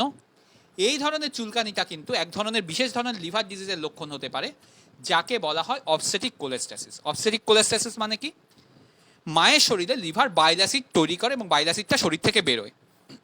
অবস্টেটিক কোলেস্টাসিসটা এমন একটা রোগ যেটা শুধু প্রেগনেন্সিতেই হয়, তাতে মায়ের শরীর বাইল অ্যাসিড ঠিক করে বের করতে পারে না, বাইল অ্যাসিডটা জমতে থাকে। বাইল অ্যাসিডটা মায়ের অ্যাসাজ সেরকম ক্ষতি করে না, যেটা করতে পারে অতিরিক্ত চুলকানি হতে পারে মায়ের, তার ফলে রাতে ঘুম না হতে পারে, এবং কখনো কখনো ব্লিডিং, ব্লাড ক্লট করতে সমস্যা হতে পারে ডেলিভারির সময়, না হলে মায়ের ক্ষতি করে না। কিন্তু অবস্টেটিক কোলেস্টাসিস যেটা করে, বাচ্চার ক্ষতি করতে পারে, বাচ্চার গ্রোথ না হতে পারে, বাচ্চার প্রিম্যাচিওর ডেলিভারি হতে পারে, ওজন কম হতে পারে, এবং এটা যদি বেশি সিভিয়ার হয় তাহলে হঠাৎ করে বাচ্চা মারা যাওয়ার সম্ভাবনা থাকে। সেজন্য যদি আপনার গা হাত চুলকাতে থাকে ডাক্তারকে জানাবেন, এবং অবশ্যই লিভার ফাংশন টেস্ট করে দেখতে হবে। এই লিভার ফাংশন টেস্ট করে একমাত্র আমরা অবস্টেটিক কোলেস্টাসিস হচ্ছে কিনা জানতে পারে। কিন্তু কখনো কখনো একটা লিভার ফাংশন টেস্টে বোঝা যায় না, আমাদের ধরুন 10 বার মানে 2-3 বার লিভার ফাংশন টেস্ট করার দরকার হতে পারে।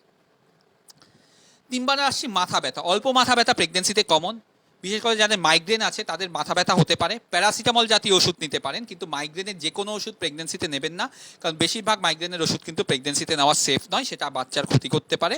অবশ্যই ডাক্তারের সাথে, নিউরোলজিস্টের সাথে কথা বলুন, এবং আপনার যদি মাইগ্রেন থাকে প্রেগনেন্সির আগে, প্রেগনেন্সি প্ল্যান করার আগে অবশ্যই গাইনোকোলজিস্ট এবং আপনার যে নিউরোলজিস্ট তাদের সাথে কথা বলে প্রেগনেন্সি প্ল্যান করুন।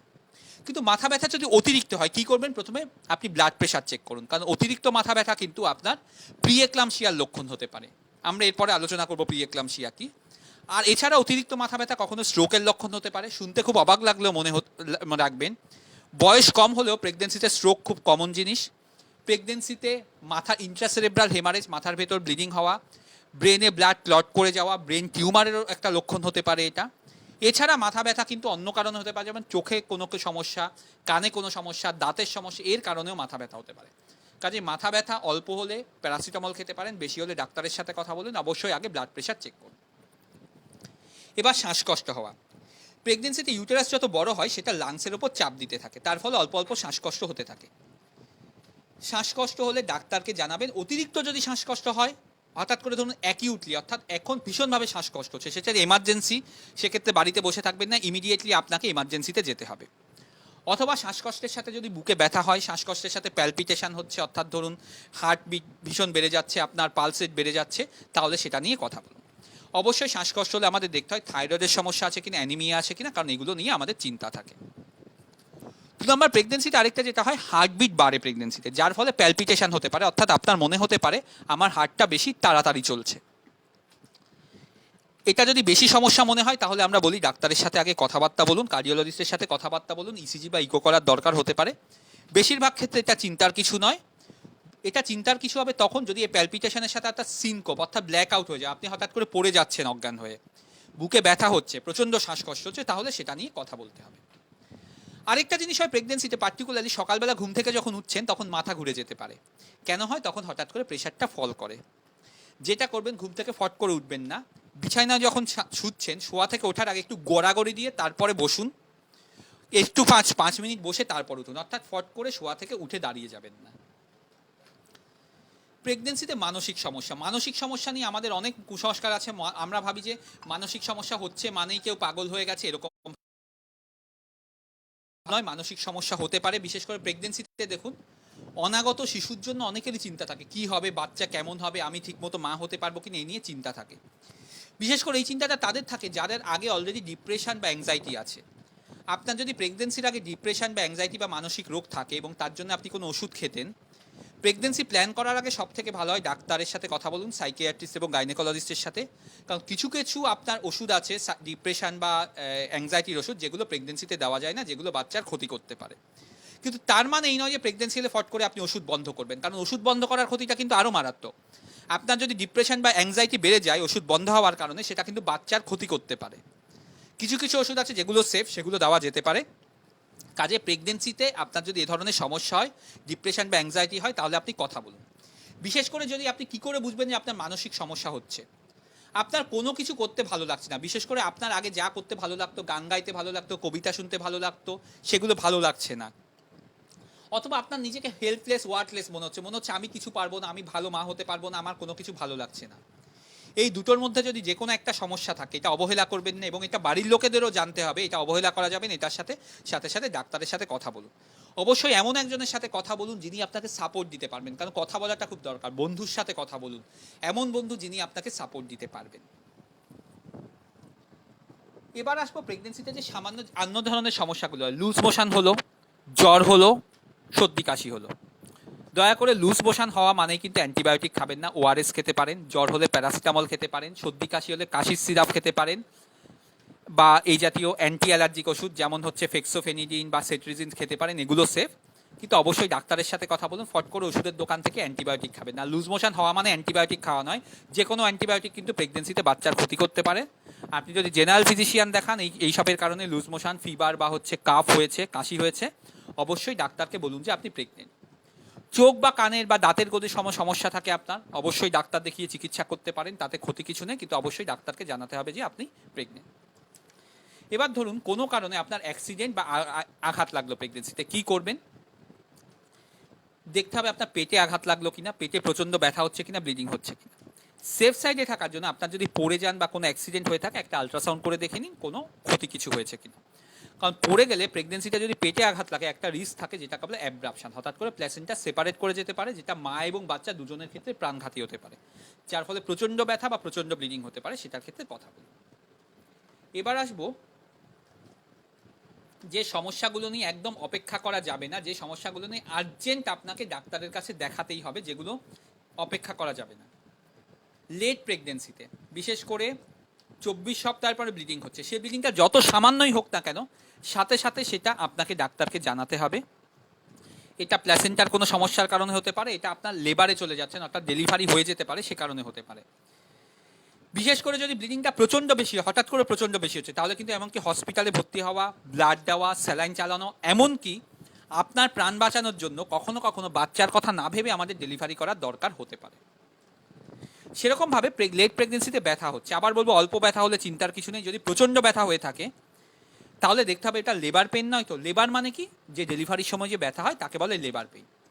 কি করে বুঝবেন আপনার লেবার পেন হচ্ছে না অন্য কারণে ব্যথা হচ্ছে? লেবার পেনে কি হয়, লেবার পেনটা রেগুলার হবে, অর্থাৎ একটু থেকে চলে যাবে না, হবে একটু পরে চলে যাবে, আবার হবে আবার চলে যাবে, অর্থাৎ রেগুলার বেসিসে হবে। টাইটেনিং, আপনার মনে হবে পেটটা শক্ত হয়ে আছে এবং গ্র্যাজুয়ালি বাড়বে, এখন যে ব্যথা হচ্ছে চলে গেল, এরপরে যে ব্যথাটা হচ্ছে আরেকটু বাড়বে, আবার চলে গেল, আবার যে ব্যথাটা হচ্ছে সেটা আবার বাড়বে, এরকম হতে থাকবে। আর মনে রাখতে হবে যদি আপনার ব্লিডিং হচ্ছে বা ব্যথা হচ্ছে, অর্থাৎ যদি মনে হয়ে থাকে যে আপনার ডেলিভারি হতে পারে, যেটা করবেন, অনেক সময় প্রেগনেন্সিতে আমরা কোনো মহিলাদের অ্যাসপিরিন বা হেপারিন জাতীয় ইঞ্জেকশন দিই, এনক্সাপারিন জাতীয় ইঞ্জেকশন দিই। অবশ্যই সেই হেপারিন ইঞ্জেকশন বা এনক্সাপারিন ইঞ্জেকশন বা অ্যাসপিরিন ট্যাবলেট আর খাবেন না, কারণ সেটা খেলে আপনার যদি ইমিডিয়েটলি ডেলিভারির দরকার হয় ব্লিডিং বেশি হতে পারে। যদি ব্লিডিং হয়, আপনার মনে হচ্ছে আপনার লেবার পেন হতে পারে, ব্যথা হচ্ছে, যেটা করবেন ডাক্তারকে সাথে সাথে জানান, হাসপাতালে চলে আসুন।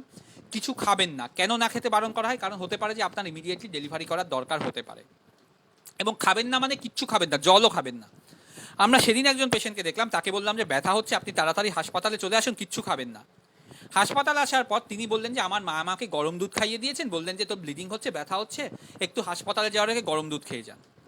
তাতে যেটা সমস্যা হলো, তাকে অ্যানেস্থেসিয়া দেওয়ার সময় আমাদের প্রচণ্ড রিস্ক হলো, কারণ দুধটা কিন্তু খাদ্যনালী থেকে শ্বাসনালীতে চলে গিয়ে কিন্তু ওনাকে মেরে ফেলতে পারতো, প্রাণঘাতী হতে পারতো। কাজে যদি আপনার মনে হয় হাসপাতালে ইমিডিয়েটলি আসতে হবে, বিশেষ করে ব্যথা হচ্ছে বা ব্লিডিং হচ্ছে, কোনো কিছু মুখে দেবেন না, খাবেন না, অ্যাম্বুলেন্স ডেকে হাসপাতালে আসুন, এবং যদি অ্যাসপিরিন বা হেপারিন জাতীয় ইঞ্জেকশন নিয়ে থাকেন সেগুলো আর নেবেন না, বন্ধ করবেন। সেরকম যদি আপনার জল বেরোয়, যেটা বললাম, যদি হড়হড় করে প্রচণ্ড জল বেরোয়, সেটা ডাক্তারকে জানাতে হবে, কারণ সেটা আপনার প্রিম্যাচিওর ডেলিভারির লক্ষণ হতে পারে। সেক্ষেত্রে একই কথা, কিছু খাবেন না, হসপিটালে ভর্তি হওয়ার আগে অ্যাসপিরিন বা হেপারিন জাতীয় ওষুধ আপনি বন্ধ রাখবেন। এবার বেবির মুভমেন্ট, বাচ্চা মুভমেন্ট করছে কি করছে না। বেশিরভাগ ক্ষেত্রে মহিলারা 18 বা 20 সপ্তাহ নাগাদ বাচ্চার মুভমেন্ট, বাচ্চার নড়াচড়া বুঝতে পারেন।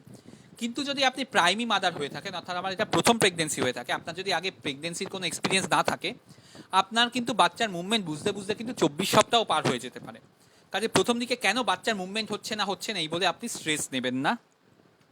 বাচ্চার মুভমেন্টটা বিভিন্ন কারণ হয়, সব বিভিন্ন ধরনের, সবসময় যে লাথি মারবে অর্থাৎ কিকিং মুভমেন্ট হবে এরকম নয়, হালকা হালকা মুভমেন্ট, মনে হলো কিছু একটা সরে যাচ্ছে, কিছু একটা নড়ছে, এরকম মনে হতে পারে। হ্যাঁ, কাজে এটা কিন্তু এক এক বেবির ক্ষেত্রে এক এক রকম হয়, আরেকজনের যা হয়েছে সেটা কিন্তু আপনার ক্ষেত্রে নাও হতে পারে। আচ্ছা, অনেকে জিজ্ঞাসা করেন ডাক্তারবাবু কবার মুভমেন্ট হচ্ছে কিনা গুনবো। মনে রাখতে হবে সারা তার বাচ্চার মুভমেন্ট হচ্ছে কিনা গুনতে থাকেন, এটা কিন্তু স্ট্রেস তৈরি হতে পারে। অবশ্যই কিছু হাই রিস্ক প্রেগনেন্সি আছে যাতে আমরা বলি বাচ্চার বারবার মুভমেন্ট হচ্ছে কিনা গুনুন। অনেকে বলেন ডাক্তারবাবু বাচ্চা এক সকালে মুভমেন্ট করছিল, রাতে মুভমেন্ট করছে না। মনে রাখতে হবে বাচ্চার ঘুমানোর একটা টাইম আছে, কিন্তু সেই টাইমটা ইউজুয়ালি 20 থেকে 40 মিনিটের বেশি নয় এবং 90 মিনিটের বেশি নয়। কাজে বাচ্চা কিন্তু কিছুক্ষণ ঘুমাবে, কিছুক্ষণ মুভমেন্ট করবে, এটা হতে পারে। আচ্ছা, কারো কারো ক্ষেত্রে বাচ্চার মুভমেন্টটা কম ফিল হতে পারে, বিশেষ করে বাচ্চার যদি ধরুন হাত পাতা পেছনের দিকে আছে, পিঠটা সামনের দিকে আছে, অথবা আপনার যদি প্ল্যাসেন্টা অর্থাৎ যে বাচ্চার যে ফুলটা সেটা যদি সামনের দিকে থাকে, তাহলে মুভমেন্টটা কম হতে পারে। যদি আপনি শিওর না হন বাচ্চার মুভমেন্ট হচ্ছে কিনা, কি করবেন, বাঁ পাশ ফিরে শোবেন, কনসেন্ট্রেট করবেন, কারণ অনেক সময় কনসেন্ট্রেট করছেন না, কাজে ব্যস্ত আছেন, সেজন্য আপনার মুভমেন্ট ফিল কম হচ্ছে, সেটা হতে পারে।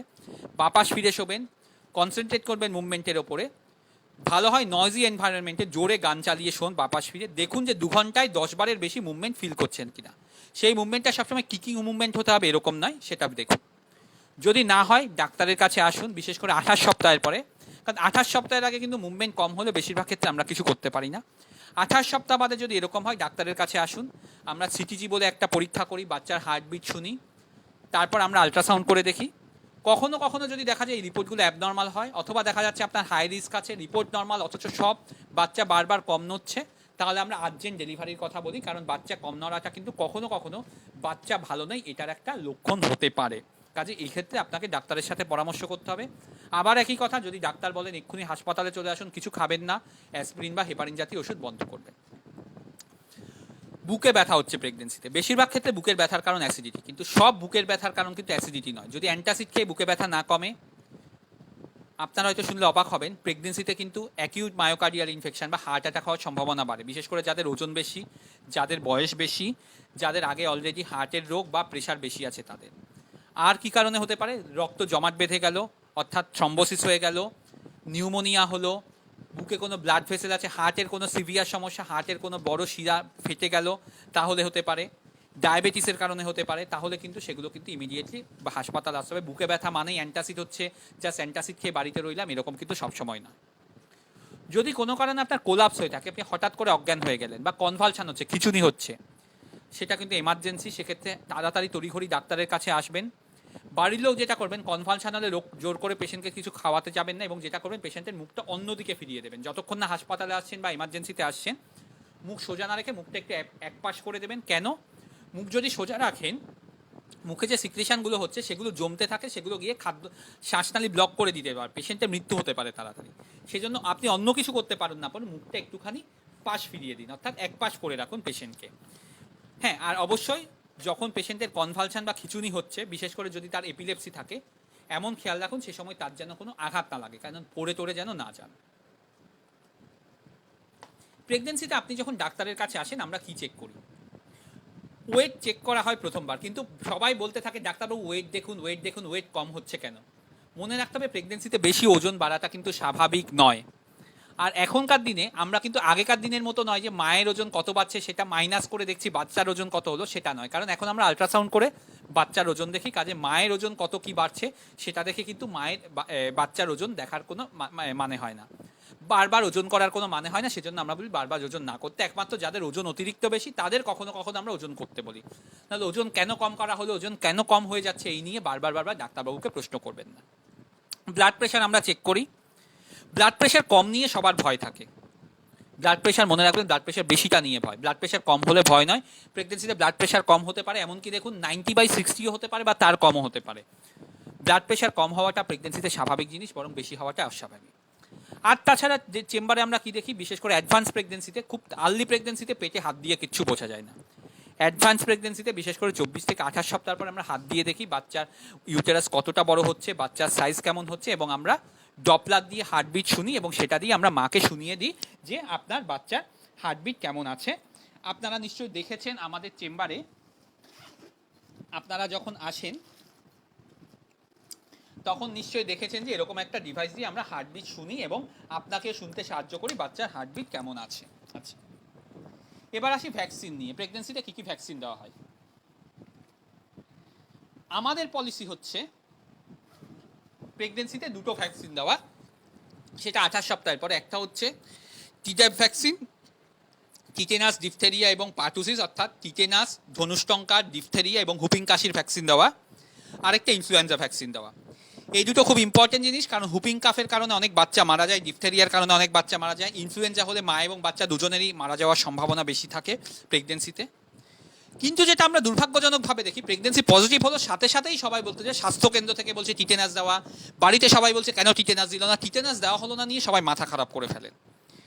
মনে রাখতে হবে এখন কিন্তু টিটেনাস দূরীভূত হয়ে গেছে, আর আমরা যে ইঞ্জেকশনটা দিই 28 সপ্তাহ নাগাদ, তাতে টিটেনাসের ইঞ্জেকশনও থাকে। খুব তাড়াতাড়ি টিটেনাসের ইঞ্জেকশন দিয়ে কিন্তু লাভ হয় না, প্রেগনেন্সিতে পজিটিভ হলো সাথে সাথে টিটেনাসের ইঞ্জেকশন, তাতে লাভ হয় না।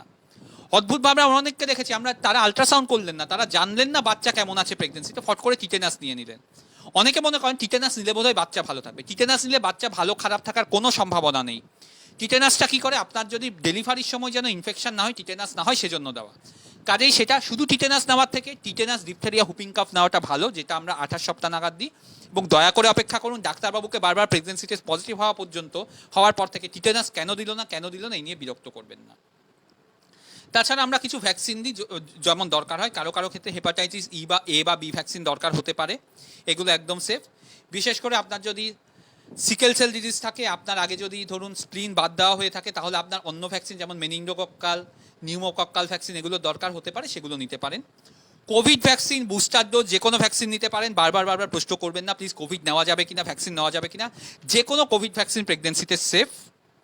কতগুলো ভ্যাকসিন প্রেগনেন্সিতে নেওয়া যায় না, একটা হচ্ছে বিসিজি ভ্যাকসিন, যেমন হচ্ছে ওরাল পোলিও ভ্যাকসিন, এমএমআর বা rubella vaccine, chicken pox vaccine, আর হচ্ছে হিউম্যান প্যাপিলোমা ভাইরাস ভ্যাকসিন। যদি আপনি আফ্রিকান কোনো কান্ট্রিতে বেড়াতে যান, তাহলে আপনার কখনো কখনো ইয়েলো ফিভারের ভ্যাকসিন দরকার হতে পারে, সেটা ডাক্তারের সাথে কথা বলবেন, কারণ ইয়েলো ফিভার ভ্যাকসিন দেওয়া হবে কি হবে না সেটা ভালো করে আলোচনা করে তারপর দেওয়ার দরকার। এবার আসি আমরা প্রেগনেন্সিতে কী কী টেস্ট করা হয়। ব্লাড টেস্ট করা হয়, ইউরিন টেস্ট করা হয়, আলট্রাসাউন্ড করা হয়। ব্লাড টেস্টে প্রথমে যে কথাটা মনে রাখতে হবে, টর্চ টেস্ট আজকালকার দিনে করা হয় না। টর্চ একটা 100 বছরের প্রাচীন টেস্ট। আজকালকার দিনে কোনোভাবেই আমরা টর্চ টেস্ট করি না, কারণ টর্চ যে ইনফেকশন বলা হতো, সেই ইনফেকশনের কারণে বারবার মিসক্যারেজ হয় না। টর্চের কারণে বাচ্চার কোনো অ্যাজ ক্ষতি কিছু হয় না। টর্চ টেস্ট আমরা কখন করি, যদি কোনো বাচ্চার কোনো অ্যাবনর্মালিটি পাওয়া যায় তাহলে, না হলে শুধু শুধু টর্চ টেস্ট করবেন না। আপনারা এর আগে আমাদের ভিডিও আছে, দয়া করে দেখে নেবেন। রুবেলা টেস্ট নিয়ে অনেক ভুল ভ্রান্ত ধারণা আছে, বিশেষ করে রুবেলা আইজিজি পজিটিভ আছে। আমরা দেখেছি যে তাতে বাচ্চা পুরো নর্মাল আছে, অথচ দেখা গেল পেশেন্ট অ্যাবর্শন করিয়ে নিল, পরে আর তার বাচ্চা হচ্ছে না। মনে রাখতে হবে রুবেলা আইজিজি যদি পজিটিভ থাকে সেটা মানে ভালো জিনিস, মানে আপনারা রুবেলা ইনফেকশন হবে না, আপনার বাচ্চা ভালো থাকবে। দয়া করে রুবেলা আইজিজি পজিটিভ মানে কান্নাকাটি করবেন না, বাচ্চার কোনো ক্ষতি করবেন না, কারণ অনেকে রুবেলা আইজিজি পজিটিভ থাকে ভেবে নেয় যে বাচ্চা অ্যাবনর্মাল হবে। ব্লাড টেস্ট আমরা কি করি, আমরা কমপ্লিট ব্লাড কাউন্ট করি, ব্লাড সুগার করি। হ্যাঁ, ব্লাড সুগার কিন্তু নর্মাল র্যান্ডম ব্লাড সুগার বা ফাস্টিং ব্লাড সুগার যথেষ্ট নয়। প্রেগনেন্সিতে ডায়াবেটিস হতে পারে, এবং যে প্রেগনেন্সিতে ডায়াবেটিস কিন্তু মা এবং বাচ্চা দুজনের পক্ষে ক্ষতি করতে পারে। বিশেষ করে ডায়াবেটিস যদি ধরা না পড়ে প্রেগনেন্সিতে, বাচ্চার অ্যাবনর্মালিটি হতে পারে, বাচ্চার মিসক্যারেজ হতে পারে, বাচ্চা হঠাৎ করে মারা যেতে পারে, সময়ের আগে ডেলিভারি হতে পারে। কাজে যদি ডায়াবেটিস হচ্ছে কিনা কীভাবে জানবেন, OGTT oral glucose tolerance test কীভাবে করা হয়, দুবার করি আমরা। আচ্ছা, আমরা প্রেগনেন্সির প্রথম দিকে কি টেস্ট করি আগে বলে নিই। Complete blood count, hepatitis B, C, HIV, VDRL অর্থাৎ সিফিলিস বলে একটা যৌন রোগের পরীক্ষা, থাইরয়েড, এবং হচ্ছে ফাস্টিং আর পিপি সুগার, যাকে ওজিটিটি বলি। ওজিটিটি কীভাবে করা হয়, যেটা ডায়াবেটিসের জন্য খালি পেটে একবার ব্লাড দিলেন, তারপর 75 গ্রাম গ্লুকোজ দিলেন। 75 গ্রাম গ্লুকোজ যদি পান ভালো কথা, না হলে 50 গ্রাম গ্লুকন্ডি নিতে পারেন। 1.5খানা প্যাকেট নেবেন 50 গ্রাম গ্লুকন্ডি, সেটা 1 গ্লাস জলে গুলবেন, 1 লিটার জলে গুলবেন। আস্তে আস্তে খাবেন, 8 ঘন্টা ধরে খাবেন। সে সময় ওষুধ খেতে পারেন, কিন্তু কোনো সলিড খাবার বা অন্য কোনো ড্রিঙ্কস, চা বা এরকম কিছু খাবেন না। কখন খাবারটা শেষ হলো দেখুন, তার 2 ঘন্টা বাদে দিন। এটাকে আমরা বলি পিপিবিএস 2 আওয়ার্স আফটার 75 গ্রাম গ্লুকোজ, যাকে ওজিটিটি বলে, যেটা দিয়েই একমাত্র ডায়াবেটিস ধরা যায়, অন্য কোনোভাবে কিন্তু প্রেগনেন্সিতে ডায়াবেটিস ধরা যায় না। আর আমরা কি টেস্ট করি, কিছু ইউরিনের টেস্ট করি, ইউরিন রুটিন করি, ইউরিন কালচার করি প্রেগনেন্সিতে প্রথম দিকে। আরেকবার আমরা ব্লাড টেস্ট করি কখন, 28 সপ্তাহ নাগাদ, complete blood count, blood sugar test করি। এছাড়া আর কিছু কিছু টেস্ট দরকার হতে পারে, আপনার কি রিস্ক হচ্ছে তার উপর, যেমন কখনো কিডনি টেস্ট দরকার হতে পারে, লিভারের টেস্ট দরকার হতে পারে, এরকম। থ্যালাসেমিয়া টেস্ট যদি আপনার প্রেগনেন্সির আগে না করা হয়ে থাকে, আমরা প্রেগনেন্সির প্রথম দিকেই আমরা থ্যালাসেমিয়া টেস্ট করি। যদি দেখা যাচ্ছে মা থ্যালাসেমিয়া কেরিয়ার, সাথে সাথে বাবার থ্যালাসেমিয়া পরীক্ষা করতে হবে। যদি দেখা যাচ্ছে শুধু মা কেরিয়ার কিন্তু বাবা কেরিয়ার নয়, তাহলে চিন্তার কিছু নেই, বেবির থ্যালাসেমিয়া হবে না। কিন্তু যদি দেখা যাচ্ছে মা এবং বাবা দুজনেই থ্যালাসেমিয়া কেরিয়ার, সেক্ষেত্রে 25% চান্স থাকে বেবির থ্যালাসেমিয়া মেজর হওয়ার। থ্যালাসেমিয়া একটা জন্মগত রোগ, একটা রক্তের রোগ, যাতে বাচ্চাকে কিন্তু যদি থ্যালাসেমিয়া মেজর হয়, বারবার রক্ত দিতে হবে, 2-3 সপ্তাহ বাদে বাদে রক্ত দিতে হবে। তাতে ফলে তাদের আয়ু কমে যায়, তারা বেশি দিন বাঁচতে পারে না। বারবার রক্ত দেওয়ার কারণে তার ভীষণ ক্ষতি হতে পারে। তার ফলে যদি আপনার মনে হয়ে থাকে যে দুজনে যদি থ্যালাসেমিয়া বাহক হন, তাহলে আমাদের ইম্পর্টেন্ট এটা দেখতে হবে বাচ্চার থ্যালাসেমিয়া আছে কিনা। আমরা সাধারণত সেক্ষেত্রে আমরা 12-13 সপ্তাহ পরে আমরা সিভিএস কোরিওনিক ভিলাস স্যাম্পলিং বলে একটা পরীক্ষা করে দেখি বাচ্চার থ্যালাসেমিয়া আছে কিনা। যদি বাচ্চার থ্যালাসেমিয়া না থাকে, চিন্তার কিছু নেই। যদি বাচ্চার থ্যালাসেমিয়া থাকে, তখন আপনার কাছে দুটো অপশান, এক হচ্ছে আপনার অ্যাবর্শন করানো, আরেকটা অপশান যদি আপনি মনে করেন যে অ্যাবর্শন করতে চান না, তাহলে আপনি প্রেগনেন্সি কন্টিনিউ করতে পারেন, কিন্তু এটা জেনে যে বাচ্চার থ্যালাসেমিয়া মেজর হবে। অবশ্যই সিদ্ধান্তটা আপনার, আমরা আমাদের সিদ্ধান্ত আপনার উপর চাপিয়ে দিতে পারি না। যদি আপনি এটা জেনেও প্রেগনেন্সি কন্টিনিউ করতে চান, সেক্ষেত্রে আমরা আপনাকে সাপোর্ট দেবো। বিভিন্ন ডাক্তার, যাদের প্রেগনেন্সি ডেলিভারির পরে যাদের সাহায্য দরকার, তাদের কাছে আপনি ডেলিভারির আগে থেকেই কথাবার্তা বলতে পারেন। ব্লাড গ্রুপ নিয়ে আসি। অনেকেই বলেন স্বামী এবং স্ত্রীর ব্লাড গ্রুপ একই। স্বামী এবং স্ত্রীর ব্লাড গ্রুপ একই নিলে কোনো সমস্যা হয় না। যেটাতে সমস্যা হয়, মায়ের ব্লাড গ্রুপ নেগেটিভ, বাবার ব্লাড গ্রুপ পজিটিভ, তাতে সেই সমস্যা হতে পারে। অনেক সময় এক্ষেত্রে প্রথম প্রেগনেন্সিতে কোনো সমস্যা হয় না, কিন্তু দ্বিতীয় প্রেগনেন্সি বা তারপরে সমস্যা হয়। যেটা হয় তাতে মায়ের শরীরে কিছু অ্যান্টিবডি তৈরি হয়, সেই অ্যান্টিবডিগুলো প্ল্যাসেন্টার মাধ্যমে বাচ্চার শরীরে যেতে পারে, যার ফলে বাচ্চার যে রেড ব্লাড সেল অর্থাৎ বাচ্চার শরীরে যে লোহিত কণিকাগুলো থাকে সেগুলো ভেঙে দিতে পারে, তার ফলে বাচ্চার অ্যানিমিয়া হয়, জন্মের পরে জন্ডিস হতে পারে। কাজে মায়ের যদি ব্লাড গ্রুপ নেগেটিভ, বাবার ব্লাড গ্রুপ পজিটিভ থাকে, আমরা কি করি, আমরা আইসিটি বলে একটা টেস্ট করি, ইনডিরেক্ট কুম টেস্ট। এটা প্রথমের দিকে 4 সপ্তাহ বাদে বাদে করা হয়, পরের দিকে 2 সপ্তাহ বাদে বাদে করা হয়। যদি টেস্ট নেগেটিভ থাকে আমরা 28 সপ্তাহ এবং 34 সপ্তাহ নাগাদ অ্যান্টিডি বলে একটা ইঞ্জেকশন দিই। যদি টেস্ট পজিটিভ হয় তার মানে এই নয় যে বাচ্চার ক্ষতি হয়েছে, টেস্ট পজিটিভ মানে আপনার অ্যান্টিবডি তৈরি হয়েছে, কিন্তু তার মানে এই নয় যে বাচ্চার ক্ষতি হচ্ছে। বাচ্চার ক্ষতি হচ্ছে কিনা কি করে জানবো, আমরা বিশেষ ধরনের একটা আল্ট্রাসাউন্ড করি, তাকে বলে MCA Doppler, middle cerebral artery Doppler. 2-3 সপ্তাহ বাদে বাদে করে দেখি, তাতে দেখি বাচ্চা এফেক্টেড হয়েছে কিনা। যদি বাচ্চা এফেক্টেড না হয়ে থাকে স্ক্যানটা আমরা রেগুলারলি করি, সময়ের আগে ডেলিভারির কথা ভাবি। যদি দেখা যায় যে বাচ্চা এফেক্টেড হচ্ছে, আজকালকার দিনে কলকাতাতেও ইন্ট্রাইউটেরাইন ট্রান্সফিউশন করা হয়, অর্থাৎ পেটের মধ্যে বাচ্চা আছে সে অবস্থায় বাচ্চার শরীরে রক্ত চালানো হয়। তাছাড়া বাচ্চাকে তাড়াতাড়ি ডেলিভারি করে বাচ্চাকে রক্ত দেওয়ার দরকার হতে পারে। আচ্ছা, থাইরয়েডের টেস্ট মনে রাখতে হবে, থাইরয়েড যদি আমরা সাধারণত দেখি 4 এর বেশি থাকে টিএসএইচ লেভেল, তাহলে আমরা প্রেগনেন্সিতে আমরা থাইরয়েডের ওষুধ দিই, কিন্তু তার মানে এই নয় যে সারা জীবন ওষুধ খেতে হবে। এটা বাচ্চার জন্য দরকার, এটা ডেলিভারি হয়ে গেলে আমরা এই টেস্টটা মানে ওষুধটা বন্ধ করে দিই। এবার আসবো আল্ট্রাসাউন্ড নিয়ে। আল্ট্রাসাউন্ড নিয়ে প্রথমেই যে ভুল ধারণাটা থাকে, আল্ট্রাসাউন্ড করা হচ্ছে মানে বেবির অ্যাবনর্মালিটি আল্ট্রাসাউন্ডে রে থাকে। মনে রাখতে হবে আল্ট্রাসাউন্ড কোনো রে নয়, আল্ট্রাসাউন্ড একটা সাউন্ড, একটা এনার্জি। আপনি যেমন শব্দ শুনছেন সেরকম এটা এক ধরনের এনার্জি। এবং মেডিকেলি যে আল্ট্রাসাউন্ড ইউজ করা হয়, এই আল্ট্রাসাউন্ডে কোনো ক্ষতি হয় না। এমন যদি রোজই আল্ট্রাসাউন্ড করা হয় তাতেও কোনো বাচ্চার ক্ষতি হয় না। আচ্ছা, এবার আল্ট্রাসাউন্ড নিয়ে যেটা হয়, আমরা কিন্তু বেশিরভাগ ক্ষেত্রে আল্ট্রাসাউন্ড, প্রথম আল্ট্রাসাউন্ডটা আমরা বলি যে কোনো জায়গা থেকে করতে, অর্থাৎ যাকে ভাইয়াবিলিটি স্ক্যান বলে, অর্থাৎ যার মাধ্যমে আমরা দেখি বাচ্চা কেমন আছে, বাচ্চার আল্ট্রাসাউন্ড কেমন আছে। কিন্তু যেটা আমরা বিশেষ করে বলি, পেশেন্টদের রিকোয়েস্ট করি, বিশেষ আল্ট্রাসাউন্ড যেমন combine test, growth scan, anomaly scan, এই আল্ট্রাসাউন্ডগুলো যে কোনো জায়গা থেকে না করার জন্য ফিটাল মেডিসিন স্পেশালিস্ট বলে কিছু বিশেষজ্ঞ আছে তাদের থেকে করানোর জন্য। কারণ মনে রাখতে হবে, আপনি যখন যদি বাচ্চাকে অঙ্ক শেখাতে চান, আপনি অঙ্কের মাস্টারের কাছে যান, আপনি নিশ্চয়ই বাংলা টিচারের কাছে যাবেন না। সেজন্য এই আল্ট্রাসাউন্ডগুলো তাদের কাছ থেকে করা দরকার যারা এই ব্যাপারে বিশেষজ্ঞ। কারণ মনে রাখতে হবে আল্ট্রাসাউন্ডগুলো করার জন্য কিন্তু সময় লাগে, জাস্ট দেখলাম আর আল্ট্রাসাউন্ড হলো এরকম নয়। কিছু কিছু এই প্রেগনেন্সি আল্ট্রাসাউন্ডে 30 থেকে 45 মিনিটও সময় লাগতে পারে। অনেক সময় দেখা গেছে পেশেন্টরা গেলেন আল্ট্রাসাউন্ডের জন্য, সেদিন আল্ট্রাসাউন্ড হলো না, পরের দিন আসতে বলা হলো। কেন? কিছু কিছু আল্ট্রাসাউন্ডে বাচ্চা কী পজিশনে আছে সেটার উপর নির্ভর করে। বিশেষ করে বাচ্চার ঘাড়ের থিকনেস, যাকে বলে নিউকাল ট্রান্সলুসেন্সি, সেটা মাপার জন্য বাচ্চাকে এমন পজিশনে থাকতে হবে বাচ্চার ঘাড় দেখা যায়। বাচ্চা যদি অতিরিক্ত নড়াচড়া করে ঘাড় দেখা যাবে না, সেক্ষেত্রে আপনাকে বলা হতে পারে আরেকবার আসুন, 2 ঘন্টা বাদে আসুন, 4 ঘন্টা বাদে আসুন, বিকেলে আসুন বা পরের দিন আসুন। এই নিয়ে অযথা স্ট্রেস করবেন না, এটা অনেক সময় হয়, এটা হওয়া মানেই অ্যাবনর্মাল এরকম নয়। কিন্তু অবশ্যই বলবো এই স্ক্যানগুলো ফিটাল মেডিসিন স্পেশালিস্টদের কাছ থেকে করার জন্য, যে কোনো জায়গা থেকে করার জন্য নয়। দুর্ভাগ্যজনকভাবে কিছু কিছু পেশেন্ট মনে করেন যে কোনো বিশেষ আল্ট্রাসাউন্ড সেন্টারে পাঠানো হলো ফিটাল মেডিসিন স্ক্যান স্পেশালিস্টদের কাছে পাঠানোর জন্য, পেশেন্টরা মনে করেন যে ডাক্তার কমিশনের জন্য বলছে।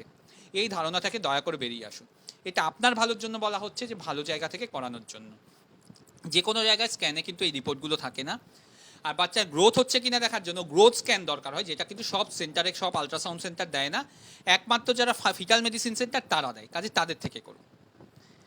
আল্ট্রাসাউন্ড কীভাবে করা যেতে পারে? বেশিরভাগ ক্ষেত্রে পেটের ওপর দিয়ে করা হয়, টিএস ট্রান্স অ্যাবডোমিনাল স্ক্যান বলা হয়, কিন্তু কখনো কখনো ট্রান্স ভেজাইনাল স্ক্যান করা দরকার হতে পারে, অর্থাৎ ভেজাইনালতে আল্ট্রাসাউন্ড প্রোব দিয়ে আল্ট্রাসাউন্ড করা হয়।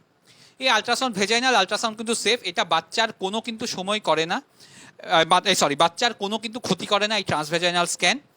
আপনার যদি ব্লিডিং হয়ে থাকে প্রেগনেন্সিতে তাহলেও কিন্তু টিভিএস করা যেতে পারে, কারণ টিভিএসের কারণে কিন্তু বেবির ব্লিডিং কিন্তু বাড়ে না।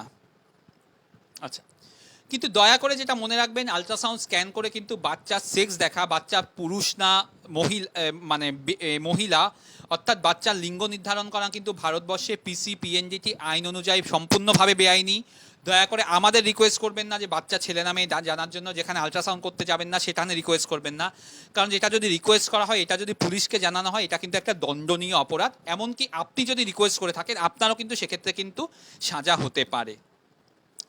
অবশ্যই বলবো, যেহেতু ফিটাল মেডিসিন স্পেশালিস্ট যাদের কাছে আমরা পাঠাচ্ছি, যেহেতু তারা সারাক্ষণ ব্যস্ত থাকেন, আল্ট্রাসাউন্ড করার আগে কিন্তু অন্তত 2-3 সপ্তাহ আগে সেখানে বুকিং করে নেবেন। জাস্ট কালকে আল্ট্রাসাউন্ড করবো আজকে বুকিং, সেটা সবসময় না হতে পারে, এক্সেপ্ট এমার্জেন্সি আল্ট্রাসাউন্ডের ক্ষেত্রে। এবার আল্ট্রাসাউন্ড একটা জিনিস নিয়ে বলি, যেটা নিয়ে সবার প্রশ্ন থাকে। অনেকে বলেন ডাক্তারবাবু এই বাচ্চাটা রাখা ঠিক হবে কিনা, বাচ্চার এরকম অ্যাবনর্মালিটি পাওয়া যাচ্ছে। মনে রাখতে হবে সব অ্যাবনর্মালিটি কিন্তু বাচ্চাকে ক্ষতি করবে এরকম নয়, বা বাচ্চার হার্টবিট পাওয়া যাচ্ছে না বাচ্চা রাখা ঠিক হবে। কারণ অনেক সময় দেখা যায় হয়তো বাচ্চাটা রাখলে বাচ্চাটা ঠিক হতো, কোনো সমস্যা হতো না। আমরা এরকম পেশেন্টকে পাই যাদের কেউ পরামর্শ দিয়েছে এই বাচ্চাটা রাখা ঠিক হবে না বলে অ্যাবর্শন করে নিয়েছেন, তারপর আমাদের কাছে এসেছেন এবং তারপর দেখা গেছে দুর্ভাগ্যজনকভাবে তাদের আর বাচ্চা হচ্ছে না। কারণ এই বাচ্চাটা রাখা ঠিক হবে কিনা এটা কিন্তু বলাটা সবসময় যায় না। আরেকটা প্রশ্ন অনেকে করেন ডাক্তারবাবু বাচ্চা সব নর্মাল হবে তো, পুরো নর্মাল হবেন তো? মনে রাখতে হবে আল্ট্রাসাউন্ডে আমরা 80 to 90% অ্যাবনর্মালিটি ধরতে পারি, কিন্তু 100% অ্যাবনর্মালিটি ধরা যায় না। আপনি যদি মনে করেন যে আল্ট্রাসাউন্ড করে আমরা বুঝতে পারবো বাচ্চা হাঁটতে পারবে কিনা, কথা বলতে পারবে কিনা, খেতে পারবে কিনা, বুদ্ধি কেমন হবে, সেটা সম্ভব নয়। সেটা রিস্কটা নিয়েই আপনাকে প্রেগন্যান্সি নিতে হবে। কাজেই বাচ্চা পুরোপুরি নর্মাল হবে কিনা এটা কোনোভাবে কোনো টেস্ট করে 100% ভাবে বলা যাবে না। কাজে এই জায়গাটা নিয়ে আপনার ভ্রান্ত ধারণা থেকে বেরিয়ে আসুন, এই বাচ্চাটা রাখা ঠিক হবে কিনা, বাচ্চা নর্মাল হবে কিনা।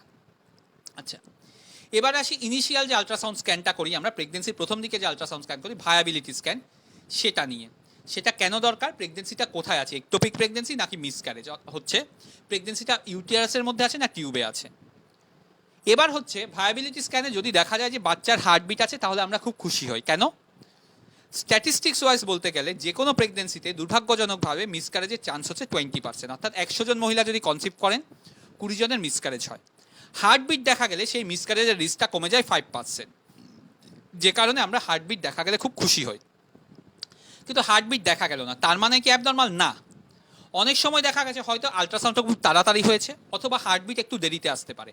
হার্টবিট দেরিতে আসা মানে বাচ্চা অ্যাবনর্মাল হবে এরকম নয়। হার্টবিট যদি না আসে আমরা দেখি বাচ্চার ফিটাল পোল দেখা যাচ্ছে কিনা।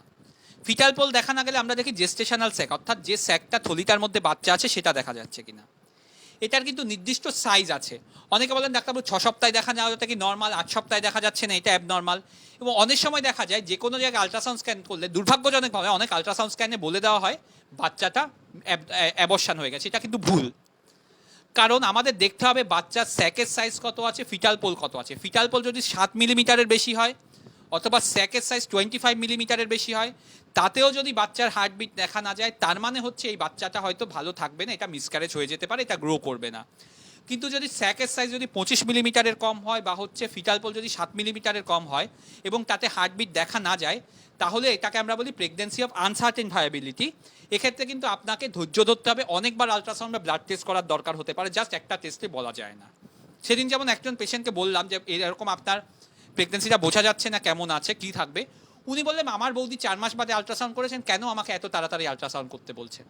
মনে রাখতে হবে 4 মাস আল্ট্রাসাউন্ড অপেক্ষা করা মানে কিন্তু আপনার এর মধ্যে ক্ষতি হয়ে যেতে পারে। কাজে প্রেগনেন্সিতে 4 মাস আল্ট্রাসাউন্ডের জন্য অপেক্ষা করবেন না, ভায়াবিলিটি স্ক্যান করাটা খুব গুরুত্বপূর্ণ।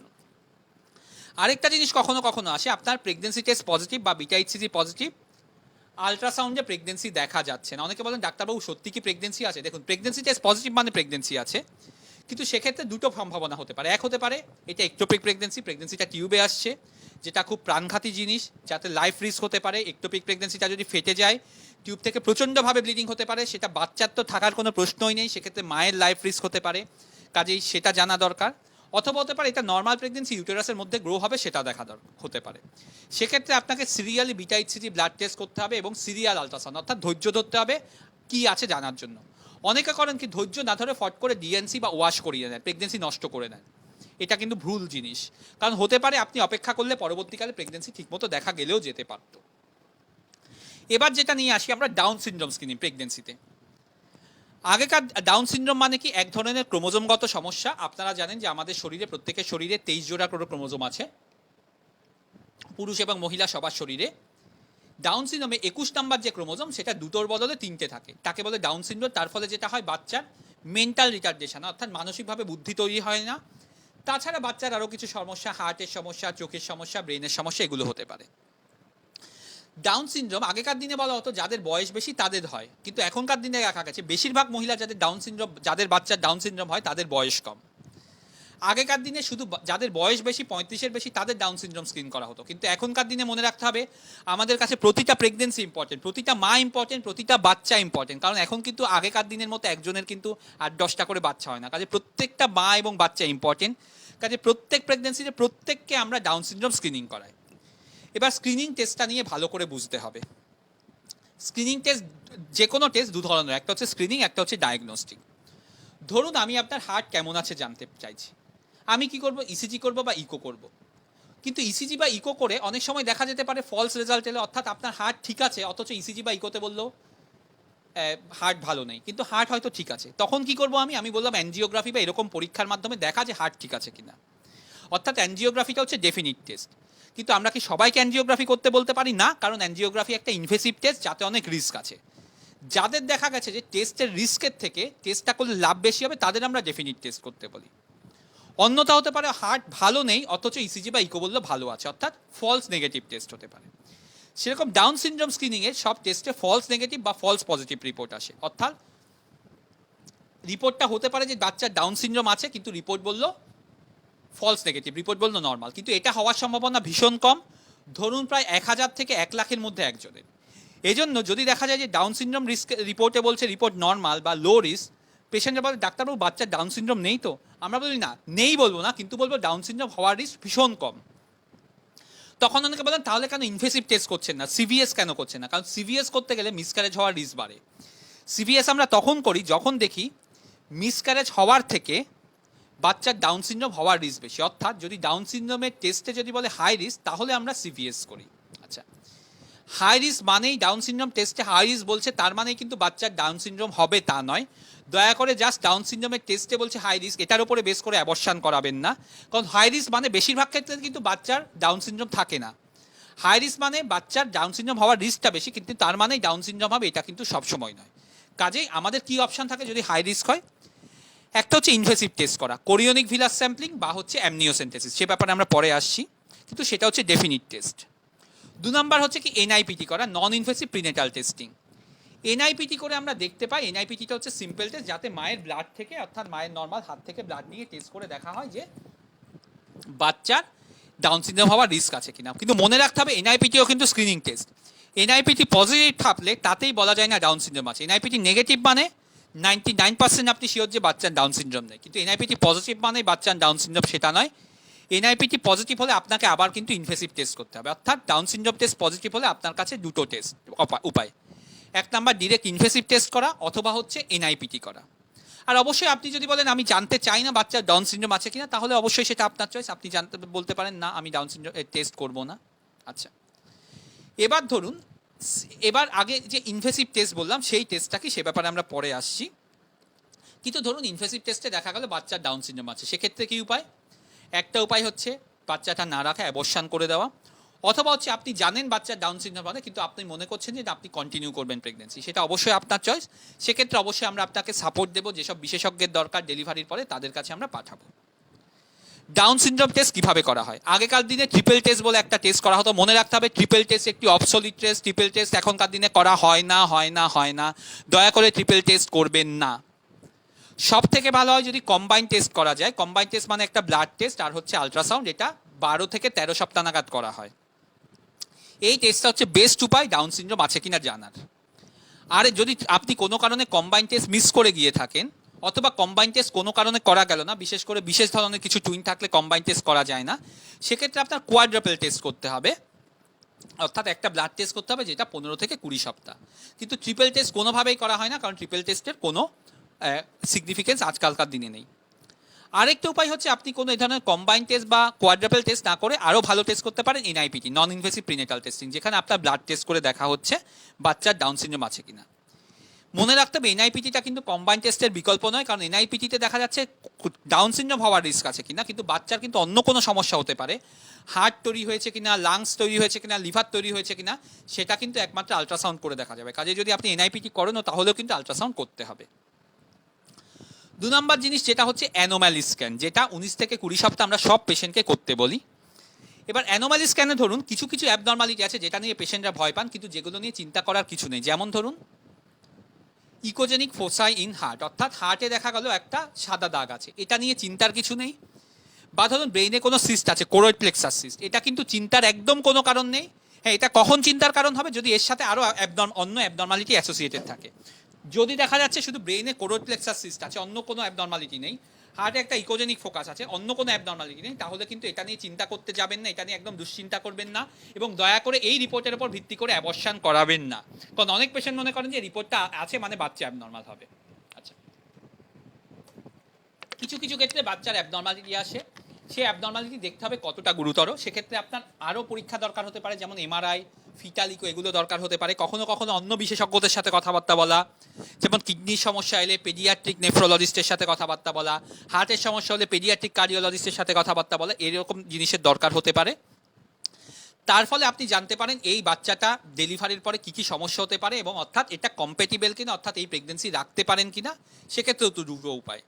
যদি দেখা যাচ্ছে যে এই প্রেগনেন্সিটা রেখে লাভ হবে না, অর্থাৎ বাচ্চা ভালো থাকবে না, বাচ্চার এই অ্যাবনর্মালিটিটা লেথাল, জন্মের পরে মারা যেতে পারে, তাহলে আপনি এখনই অ্যাবর্শন করতে পারেন। আর যদি দেখা যাচ্ছে এই অ্যাবনর্মালিটিটা, ধরুন হার্টের এমন অ্যাবনর্মালিটি এলো যেটা জন্মের পরে অপারেশন করে ঠিক হতে পারে, সেক্ষেত্রে আপনি সেটা প্রেগনেন্সি কন্টিনিউ করতে পারেন। আচ্ছা, এবারে যে জায়গাটাতে ছিলাম, ইনভেসিভ টেস্ট, যেটা আপনাদের বারবার বলছিলাম এবং অপেক্ষা করিয়ে রাখছে, ইনভেসিভ টেস্ট যেটা হচ্ছে সিভিএস বা অ্যামনিওসেন্টেসিস হয়, অর্থাৎ সিভিএস মানে chorionic villus sampling, invasive test মানে কি মায়ের পেটের ভিতর সূচ ঢুকিয়ে বাচ্চার থেকে কোষ নিয়ে পরীক্ষা করা। সিভিএসে কি করা হয়, কোরিওনিক ভিলাস স্যাম্পলিং, বাচ্চার যে প্ল্যাসেন্টা থাকে, অর্থাৎ মা থেকে বাচ্চার মধ্যে যে জিনিসটা দিয়ে অক্সিজেন বা খাবার যায় সেটা প্ল্যাসেন্টা, সেখান থেকে আমরা কিছু সেল নিয়ে আসি। সেটা কবে করা হয়, 11 থেকে 13 সপ্তাহ নাগাদ করা হয়। আল্ট্রাসাউন্ডের মাধ্যমে করা হয়, পেটের মধ্যে দিয়ে করা যেতে পারে, ভেজাইনালি করা যেতে পারে। এতে ব্যথা হয় না, কিন্তু একটু অস্বস্তি হতে পারে। আর অ্যামনিওসেন্টেসিস মানে কি, মায়ের পেটে জরায়ুর মধ্যে যে জল আছে, যে জলটা বাচ্চার আশেপাশে আসে, সেই জলটা টেনে আনা হয় পরীক্ষা করার জন্য, সেই জলটা থেকে বাচ্চার সেল কেমন আসে সেটা পরীক্ষা করা হয়। অ্যামনিওসেন্টেসিস সাধারণত 15 সপ্তাহ পরে করা হয়। আচ্ছা, এই টেস্টগুলো মনে রাখতে হবে, অবশ্যই এক্সপিরিয়েন্স ফিটাল মেডিসিন এক্সপার্ট যারা এই ব্যাপারে এক্সপিরিয়েন্স, তাদের ক্ষেত্রে করা হয়। এই পরীক্ষায় কোনো রিস্ক আছে কিনা, একটু একটু ব্লিডিং হতে পারে, খুব রেয়ারলি ইনফেকশন হতে পারে, ইনফেকশন হওয়ার সম্ভাবনা হচ্ছে 1000 জনের মধ্যে একজনের। মিসক্যারেজ হতে পারে কিনা, কেন এই টেস্টটা আমরা সবাইকে করি না, কারণ এতে মিসক্যারেজ হওয়ার সম্ভাবনা সামান্য বাড়ে, কিন্তু এতেই মিসক্যারেজ হবেই এই তার কিন্তু মানে নেই। নর্মালি আমি একটু আগে বললাম যে কোনো প্রেগনেন্সিতে মিসক্যারেজ সম্ভাবনা হচ্ছে 20%, অর্থাৎ 100 জনের মধ্যে 20 জনের মিসক্যারেজ হতে পারে প্রেগনেন্সিতে। এই ধরনের যে টেস্ট করা হয় তাতে যেমন সিভিএস করলে 1 to 2% মিসক্যারেজের রিস্ক বাড়ে, অ্যামনিওসেন্টেসিস করলে 1% মিসক্যারেজের রিস্ক বাড়ে, অর্থাৎ 1 থেকে 2 জন মহিলার সিভিএস বা অ্যামনিওসেন্টেসিস করলে মিসক্যারেজের রিস্ক বাড়ে। এবার এই সিভিএস বা অ্যামনিওসেন্টেসিসের রিপোর্টে আমরা জানতে পারি বাচ্চার কোনো অ্যাবনর্মালিটি আছে কিনা, কিন্তু কখনো কখনো এই রিপোর্টটা ইনকনক্লুসিভ আসতে পারে, অর্থাৎ রিপোর্ট করা গেল কিন্তু দেখা গেল যে রিপোর্টে কোনো অ্যাবনর্মালিটি এলো না, অর্থাৎ অ্যাবনর্মালিটি এলো না, স্বাভাবিক এলো। আবার হতে পারে রিপোর্ট ইনকনক্লুসিভ, ভালোও বলছে না খারাপও বলছে না, সেক্ষেত্রে আবার আরেকবার আপনার টেস্ট করার দরকার হতে পারে। কখনো কখনো 22-23 সপ্তাহ নাগাদ আমরা ফিটাল ইকোকার্ডিওগ্রাফি বলে একটা স্ক্যান করতে বলি। এবার আসি প্রেগনেন্সিতে কি কি ওষুধ দেওয়া হয়। প্রেগনেন্সির আগে থেকেই ফলিক অ্যাসিড খাওয়া ভালো, প্রেগনেন্সি এলেও আমরা ফলিক অ্যাসিড দিই। সাধারণত আমাদের পলিসি হচ্ছে আমরা 20 সপ্তাহ নাগাদ ফলিক অ্যাসিড বন্ধ করে দিই, কিন্তু এটা কন্টিনিউ করলে কোনো ক্ষতি কিছু নেই। আচ্ছা, এরপরে আমরা প্রেগনেন্সিতে যেটা দিই সেটা হচ্ছে আয়রন আর ক্যালসিয়াম আমরা শুরু করি। প্রেগনেন্সির প্রথম দিকে আয়রন ক্যালসিয়ামের দরকার হয় না, সাধারণত 14-15 সপ্তাহ পর থেকে দরকার হয়। কাজে প্রেগনেন্সির প্রথম দিকে আয়রন ক্যালসিয়াম কেন দিচ্ছেন এই নিয়ে ডাক্তারবাবুকে বারবার বিরক্ত করবেন না। আয়রন ক্যালসিয়াম খেলে প্রথম দিকে একটুখানি গ্যাস্ট্রাইটিস হতে পারে, কনস্টিপেশন হতে পারে, ব্ল্যাক কালারের স্টুল হতে পারে। আয়রনটা আমরা বেটার বলি যদি সকাল 11টার সময় খান কোনো ফলের রসের সাথে, লেবু জাতীয় ফলের রস, সাইট্রাস ফ্রুট যেমন লেবু, কমলা লেবু বা মুসাম্বির সাথে খেলে ভালো হয়। যদি লেবু খেতে অসুবিধা হয় নর্মাল জল দিয়েও খেতে পারেন, কিন্তু লেবুর সাথে খেলে অ্যাবজর্পশনটা বেটার হয়। ক্যালসিয়ামটা রাত্রে শোয়ার সময় খাবেন। আয়রন ক্যালসিয়াম খেলে গ্যাসের সমস্যা, বমি হওয়া, গ্যাস্ট্রাইটিস, কনস্টিপেশন এগুলো বাড়তে পারে, কিন্তু এগুলো নিয়ে খুব চিন্তা করবেন না। গ্যাসের ওষুধ, কনস্টিপেশনের ওষুধ খেতে পারেন। যদি একান্ত সহ্য না হয় তাহলে ডাক্তারবাবুর সাথে কথা বলুন, আমরা ব্র্যান্ড পাল্টে দিয়ে দেখতে পারি। অ্যাসপিরিন বা অ্যাসপিরিন জাতীয় ট্যাবলেট আমরা কখনো কখনো দিই যাদের প্রিএক্লামশিয়া হওয়ার রিস্ক বেশি থাকে, অর্থাৎ একটা ডিজিজ যেটা হওয়ার ট্যাবলেট বেশি থাকে। অ্যাসপিরিনের ফলে ব্লাড একটু পাতলা হয়, যাতে ব্লাড ক্লট করে না যায় সেজন্য দেওয়া হয়। অ্যাসপিরিন সাধারণত আমরা ডেলিভারির 7 দিন আগে বন্ধ করে দিই। হেপারিন জাতীয় ইঞ্জেকশন, লো মলিকুলার হেপারিন জাতীয় ইঞ্জেকশন আমরা কখনো কখনো দিই। সেই ইঞ্জেকশন আমরা বলি পেটে নিতে পারেন, থায়ে নিতে পারেন, হাতে নিতে পারেন, চামড়ার নিচে নিতে পারেন, ইনসুলিনের মতো করে। সেই ইঞ্জেকশনটা নিলে অনেক সময় কালশিটে দাগ পড়ে যায়, কালো বা সবুজ রঙের দাগ পড়ে যায়, সেটাতে ভয় পাবেন না। সেক্ষেত্রে আপনি থ্রম্বোফোব জাতীয় জেল লাগাতে পারবেন বা বরফ লাগাতে পারেন, ঘুরিয়ে ফিরিয়ে ইঞ্জেকশন নিতে পারেন। আপনার যদি অন্য কোনো সমস্যা হয়ে থাকে, ব্লাড প্রেশার বেড়ে গেল, সুগার বেড়ে গেল বা অন্য কোনো সমস্যা হলো, সেক্ষেত্রে কিন্তু আমরা সেই অনুযায়ী ট্যাবলেট বা ওষুধ দিই। আমরা এমন ওষুধ দিই যেটা আপনার প্রেগনেন্সিতে সেফ হয়। আর যদি আপনার অন্য কোনো সমস্যা ডেভেলপ করে, যেমন ধরুন গ্যাস্ট্রাইটিস, প্যানক্রিয়াটাইটিস, হার্টের সমস্যা, আপনি অন্য বিশেষজ্ঞ ডাক্তারবাবুকে দেখিয়ে ওষুধ খেতে পারেন, কিন্তু অবশ্যই বলবেন যে আপনি প্রেগনেন্ট। আপনি যদি প্রেগনেন্সির আগে কোনো ওষুধ খেতেন এপিলেপসি, ব্লাড প্রেশার বা সুগারের জন্য, সেই ওষুধ কন্টিনিউ করবেন কি করবেন না ডাক্তারবাবুর সাথে কথা বলুন। প্রেগনেন্সি আসার পরে ডাক্তারবাবুর পরামর্শ ছাড়া ওষুধ বন্ধ করবেন না। প্রেগনেন্সিতে দয়া করে ওভার দ্য কাউন্টার মেডিসিন নেবেন না, ওষুধের দোকান থেকে ফট করে ওষুধ নেবেন না, কারণ সে ধরনের ওষুধগুলো নিলে কিন্তু আপনার বাচ্চার কিছু ক্ষতি হতে পারে যে কোনো ওষুধে। কমপ্লিমেন্টারি ওষুধ যা মেডিসিন, যেমন হচ্ছে আয়ুর্বেদিক মেডিসিন, হোমিওপ্যাথিক মেডিসিন, এই নিয়ে কিন্তু আমাদের কোনো আইডিয়া নেই, আমরা দয়া করে এই নিয়ে প্রশ্ন করবেন না, আমরা বলতে পারবো না। এবার আসি প্রেগনেন্সিতে কি কি কমপ্লিকেশানস হয় সেগুলো নিয়ে। আচ্ছা, একটা কমপ্লিকেশান যেটা বললাম মিসক্যারেজ। একটা মিসক্যারেজ হতে পারে ব্লিডিং হতে পারে, আরেক ধরনের মিসক্যারেজ সাইলেন্ট মিসক্যারেজ, অর্থাৎ বাচ্চা গ্রো করছে না, বাচ্চার হার্টবিট বন্ধ হয়ে গেল। কিন্তু মিসক্যারেজ হয়েছে মানেই সবসময় যে সেটা ওয়াশ করতে হবে এরকম নয়, সবসময় অপারেশন দরকার এরকম নয়, এবং মিসক্যারেজ হয়ে গেছে বেবি ভেতরে থেকে গেল তার মানে ইনফেকশন হবে এরকম নয়। 3 ধরনের পদ্ধতি আছে, একটা হচ্ছে অপারেশন করা যেতে পারে, আরেকটা হচ্ছে ওষুধ দেওয়া যেতে পারে, আরেকটা হচ্ছে কিছু না করলে অনেক সময় নিজে থেকে বেরিয়ে যেতে পারে। সেটা নিয়ে আমরা আপনার প্রেগনেন্সি যদি আনফর্চুনেটলি কারো মিসক্যারেজ হয় সেই নিয়ে আলোচনা করি। কাজে মিসক্যারেজ হয়েছে মানেই আপনাকে ডিএনসি বা ওয়াশ করতে হবে এরকম নয়। অ্যানিমিয়া খুব কমন প্রেগনেন্সিতে। আয়রন যদি একটা ট্যাবলেট দিয়ে না কমে, আমরা অনেক সময় আয়রন 2টো ট্যাবলেট দিই। তাতেও যদি না কমে তখন আমরা আয়রন ইঞ্জেকশন দিই। আগেকার দিনে যে আয়রন ইঞ্জেকশন দেওয়া হতো তাতে, যেমন সুক্রোজ ইঞ্জেকশন, তাতে ধরুন রিয়াকশান হতে পারতো, অনেকক্ষণ ধরে দিয়ে হতো, হসপিটালে ভর্তি করতে হতো। এখন ফেরিক কার্বক্সিম্যালটোজ বলে এক ধরনের ইঞ্জেকশন আছে, এফসিএম ইঞ্জেকশন, যেটা আপনি বাড়িতেও দিতে পারেন। 15-20 মিনিটের মধ্যে স্যালাইনে করে দেওয়া যেতে পারে, তাতে রিয়াকশান হওয়ার সম্ভাবনা প্রায় নেই বললেন চলে, এবং এটা খুব সেফ। এটা আমরা যাদের অ্যানিমিয়া হচ্ছে আয়রন কমের কারণে তাদের দিই। যে রোগটা নিয়ে আপনার জানতে হবে প্রিএক্লামশিয়া। প্রিএক্লামশিয়া মানে কি, আপনার ব্লাড প্রেশার বেড়ে গেল, তার সাথে কিডনি দিয়ে প্রোটিন বেরোচ্ছে। প্রিএক্লামশিয়া ভীষণ প্রাণঘাতী রোগ। প্রিএক্লামশিয়া যদি সিভিয়ার হয়, আপনার অর্থাৎ মায়ের লিভার, কিডনি, হার্ট, ব্রেন সব কিছুর ক্ষতি হতে পারে, স্ট্রোক হতে পারে, এমনকি মা মারা যেতে পারেন। বাচ্চার ক্ষেত্রে সময়ের আগে ডেলিভারি হতে পারে, গ্রোথ কম হতে পারে, এমনকি বাচ্চা মারা যেতে পারে। প্রিএক্লামশিয়া যদি মাইল্ড হয়, আমরা ওষুধ দিয়ে আমরা ট্রিটমেন্ট করি, প্রেশারের ওষুধ দিই, নিয়মিত চেক আপ করতে বলি, blood test, BP check up, urine check up. কিন্তু প্রিএক্লামশিয়া যদি সিভিয়ার হয়, হসপিটালে ভর্তির দরকার হতে পারে। যদি কোনোভাবে কন্ট্রোল করা না যায় তাহলে কিন্তু সময়ের আগে ডেলিভারি করার দরকার হতে পারে, এমনকি বাচ্চার কথা না ভেবে মাকে বাঁচানোর জন্য ডেলিভারির দরকার হতে পারে। অনেক সময় ডেলিভারির পরে আপনাকে আইসিইউতে পাঠানোর দরকার হতে পারে। ম্যাগনেসিয়াম সালফেট বা ম্যাক্সাল বলে এক ধরনের ইঞ্জেকশন দেওয়া হতে পারে, যাতে আপনার কনভালশন বা খিঁচুনি বা এক্লামশিয়া না হয়। জেস্টেশনাল ডায়াবেটিস মেলাইটাস নিয়ে একটু আগে আলোচনা করেছিলাম, জিডিএম, যেটা প্রেগনেন্সিতে ডায়াবেটিস কী করে হয় যেটা নিয়ে বললাম। ওজিটিটি টেস্ট করে আপনাকে দেখতে হবে 75 গ্রাম গ্লুকোজ খেয়ে, এবং তার কী কী রিস্ক হতে পারে সেটা বললাম। ডায়াবেটিস হলে আমরা ওষুধ দিয়ে প্রথমে চেষ্টা করি কন্ট্রোল করা, ডায়েট দিয়ে অনেক সময় কন্ট্রোল করা যায় ওষুধ ছাড়া, না হলে ইনসুলিন নেওয়া যেতে পারে। ইনসুলিন এবং মেটফর্মিন জাতীয় ট্যাবলেট প্রেগনেন্সিতে সেফ, এটা কোনো ক্ষতি করে না।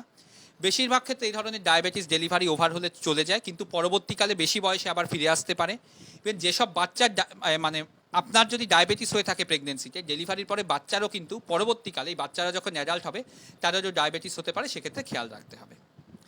এবার আসি যমজ বাচ্চা নিয়ে, টুইন বা ট্রিপলেট অর্থাৎ মাল্টিপেল প্রেগনেন্সি। মনে রাখতে হবে মাল্টিপেল প্রেগনেন্সি কিন্তু একটা হাই রিস্ক প্রেগনেন্সি। মাল্টিপেল প্রেগনেন্সিতে রিস্ক অনেক বেশি থাকে, যেমন মিসক্যারেজ হওয়া, আইইউজিআর অর্থাৎ গ্রোথ না হওয়া, বাচ্চার অ্যাবনর্মালিটি হওয়া, সময়ের আগে ডেলিভারি হওয়া, বা মায়ের ক্ষেত্রে প্রিএক্লামশিয়া, ডায়াবেটিস, অ্যানিমিয়া হওয়া, এগুলো রিস্ক বেশি থাকে। এই টুইন প্রেগনেন্সিতে ম্যানেজমেন্ট ডিপেন্ড করছে আপনার প্রেগনেন্সি কী ধরনের, কটা স্যাক থাকে বাচ্চার বাইরে। বাচ্চার যেটা হয়, বাচ্চার বাইরে 2 ধরনের আবরণ থাকে, একটা হচ্ছে অ্যামনিয়ন প্রথম আবরণ, তার বাইরে যেটা থাকে কোরিয়ন। যদি দেখা যায় বাচ্চা দুটো ডিসিডিএ টুইন অর্থাৎ ডাইকোরিয়নিক ডাইঅ্যামনিওটিক, অর্থাৎ দুটো কোরিয়ন এবং অ্যামনিয়ন দুজনের আলাদা আলাদা, সেক্ষেত্রে টুইনে বাচ্চাদের রিস্ক মিনিমাম। যদি দেখা যায় যে মোনোকোরিয়নিক ডাইঅ্যামনিওটিক অর্থাৎ বাইরের কোরিয়নটা এক দুজনের ক্ষেত্রে, কিন্তু ভেতরের অ্যামনিয়নটা আলাদা, সেক্ষেত্রে মাঝারি ধরনের রিস্ক থাকে। কিন্তু যদি দেখা যায় যে দুটো মেমব্রেন একটাই মেমব্রেন আছে, অর্থাৎ একটা স্থলির মধ্যেই দুজন আছে, অর্থাৎ মোনোকোরিয়নিক মোনো অ্যামনিওটিক, অর্থাৎ দুটো পর্দা একই ধরনের, তার ভেতর দুটো বাচ্চা আছে, তাতে রিস্ক বেশি থাকে। সেক্ষেত্রে নিয়মিত স্ক্যান করতে হয়, সময়ের আগে ডেলিভারি করতে হয়, যেমন ইভেন কখনো 32 সপ্তাহ, 34 সপ্তাহ বা 36 সপ্তাহ আমাদের ডেলিভারির দরকার হতে পারে, এবং টুইনের ডেলিভারি অবশ্যই এনআইসিইউ আছে সেরকম সেট আপে রাখার দরকার হতে পারে। প্ল্যাসেন্টা প্রিভিয়া নিয়ে বললাম একটু আগে, অর্থাৎ প্ল্যাসেন্টা প্রিভিয়া মানে কি, প্ল্যাসেন্টা নিচের দিকে থাকে। আর্লি প্রেগনেন্সিতে ধরুন আপনার প্ল্যাসেন্টা নিচের দিকে আছে, তার মানেই প্ল্যাসেন্টা নিচের দিকে থাকবে এরকম নয়, দেখা গেছে পরবর্তীকালে স্ক্যান করলে প্ল্যাসেন্টা উপরের দিকে উঠে যেতে পারে, তাতে রিস্কটা কম। কিন্তু যদি প্ল্যাসেন্টা সবসময় নিচের দিকেই হয়ে থাকে, ডেলিভারির সময় আমাদের বিশেষ ব্যবস্থা নিতে হবে, কারণ বেশি ব্লিডিং হতে পারে। আমরা কোনো ইনজেকশন দিয়ে বা আমরা ব্লাড ট্রান্সফিউশন করে চেষ্টা করি আমরা ব্লিডিংটা কম হওয়ার, যদি কোনোভাবে কম না হয়, সেক্ষেত্রে কিন্তু হিস্টেরেক্টমির সিদ্ধান্ত নিতে হতে পারে, অর্থাৎ ইউটেরাস বাদ দেওয়ার সিদ্ধান্ত নিতে হতে পারে। এবং সেক্ষেত্রে এনআইসিউ বা আইসিইউ সেট আপ আছে এবং ব্লাড ট্রান্সফিউশন করা যেতে পারে, সেরকম সেট আপে ডেলিভারির দরকার হতে পারে।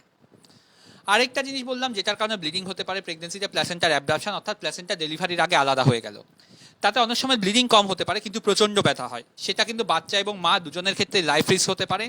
সেক্ষেত্রে খুব বেশি সময় পাওয়া যায় না, সেক্ষেত্রেও কিন্তু আমাদের ইমিডিয়েটলি ডেলিভারির দরকার হতে পারে। সেক্ষেত্রেও কখনো কখনো মাকে বাঁচানোর জন্য আমাদের হিস্টেরেক্টমি অর্থাৎ ইউটেরাস বাদ দেওয়ার ডিসিশন নিতে হতে পারে। এছাড়া একটা ধরনের রোগ থাকে প্ল্যাসেন্টার, যেটাকে বলে প্ল্যাসেন্টা অ্যাক্রিটা, অর্থাৎ আগে আপনার সিজার হয়েছে, প্ল্যাসেন্টা সামনের দিকে আছে, সেক্ষেত্রে কিন্তু প্ল্যাসেন্টা ডেলিভারির পরে সেপারেট না হতে পারে, সেক্ষেত্রে প্রচণ্ড ব্লিডিং হতে পারে, সেক্ষেত্রে কিন্তু বেশিরভাগ সময় হিস্টেরেক্টমি করে আমাদের পেশেন্টকে বাঁচানোর দরকার হতে পারে। এবার যেটা আসি আপনার অ্যাসিমটোমেটিক ব্যাকটেরিউরিয়া, অর্থাৎ ইউরিনে ইনফেকশন আছে কিন্তু আপনার কোনো সমস্যা নেই, যে কারণে আমরা প্রেগনেন্সিতে আপনার কোনো ইউরিনের সমস্যা না হলেও অ্যাটলিস্ট ফার্স্ট টাইমে আমরা বলি ইউরিনে একটা কালচার করতে। যদি দেখা যায় ইনফেকশন আছে, যেটা বললাম আমাদের অ্যান্টিবায়োটিক দেওয়ার দরকার হতে পারে, যদি বারবার ইনফেকশন পাওয়া যায় তাহলে আমাদের সারা প্রেগনেন্সি জুড়ে অ্যান্টিবায়োটিক দেওয়ার দরকার হতে পারে। এরপরে যে প্রেগনেন্সিতে সমস্যা সেটা হচ্ছে ভেনাস থ্রম্বোএম্বোলিজম বা থ্রম্বোসিস, অর্থাৎ রক্ত জমাট বেঁধে যাওয়া। যে কারণে বললাম প্রেগনেন্সিতে হাঁটা চলা করবেন।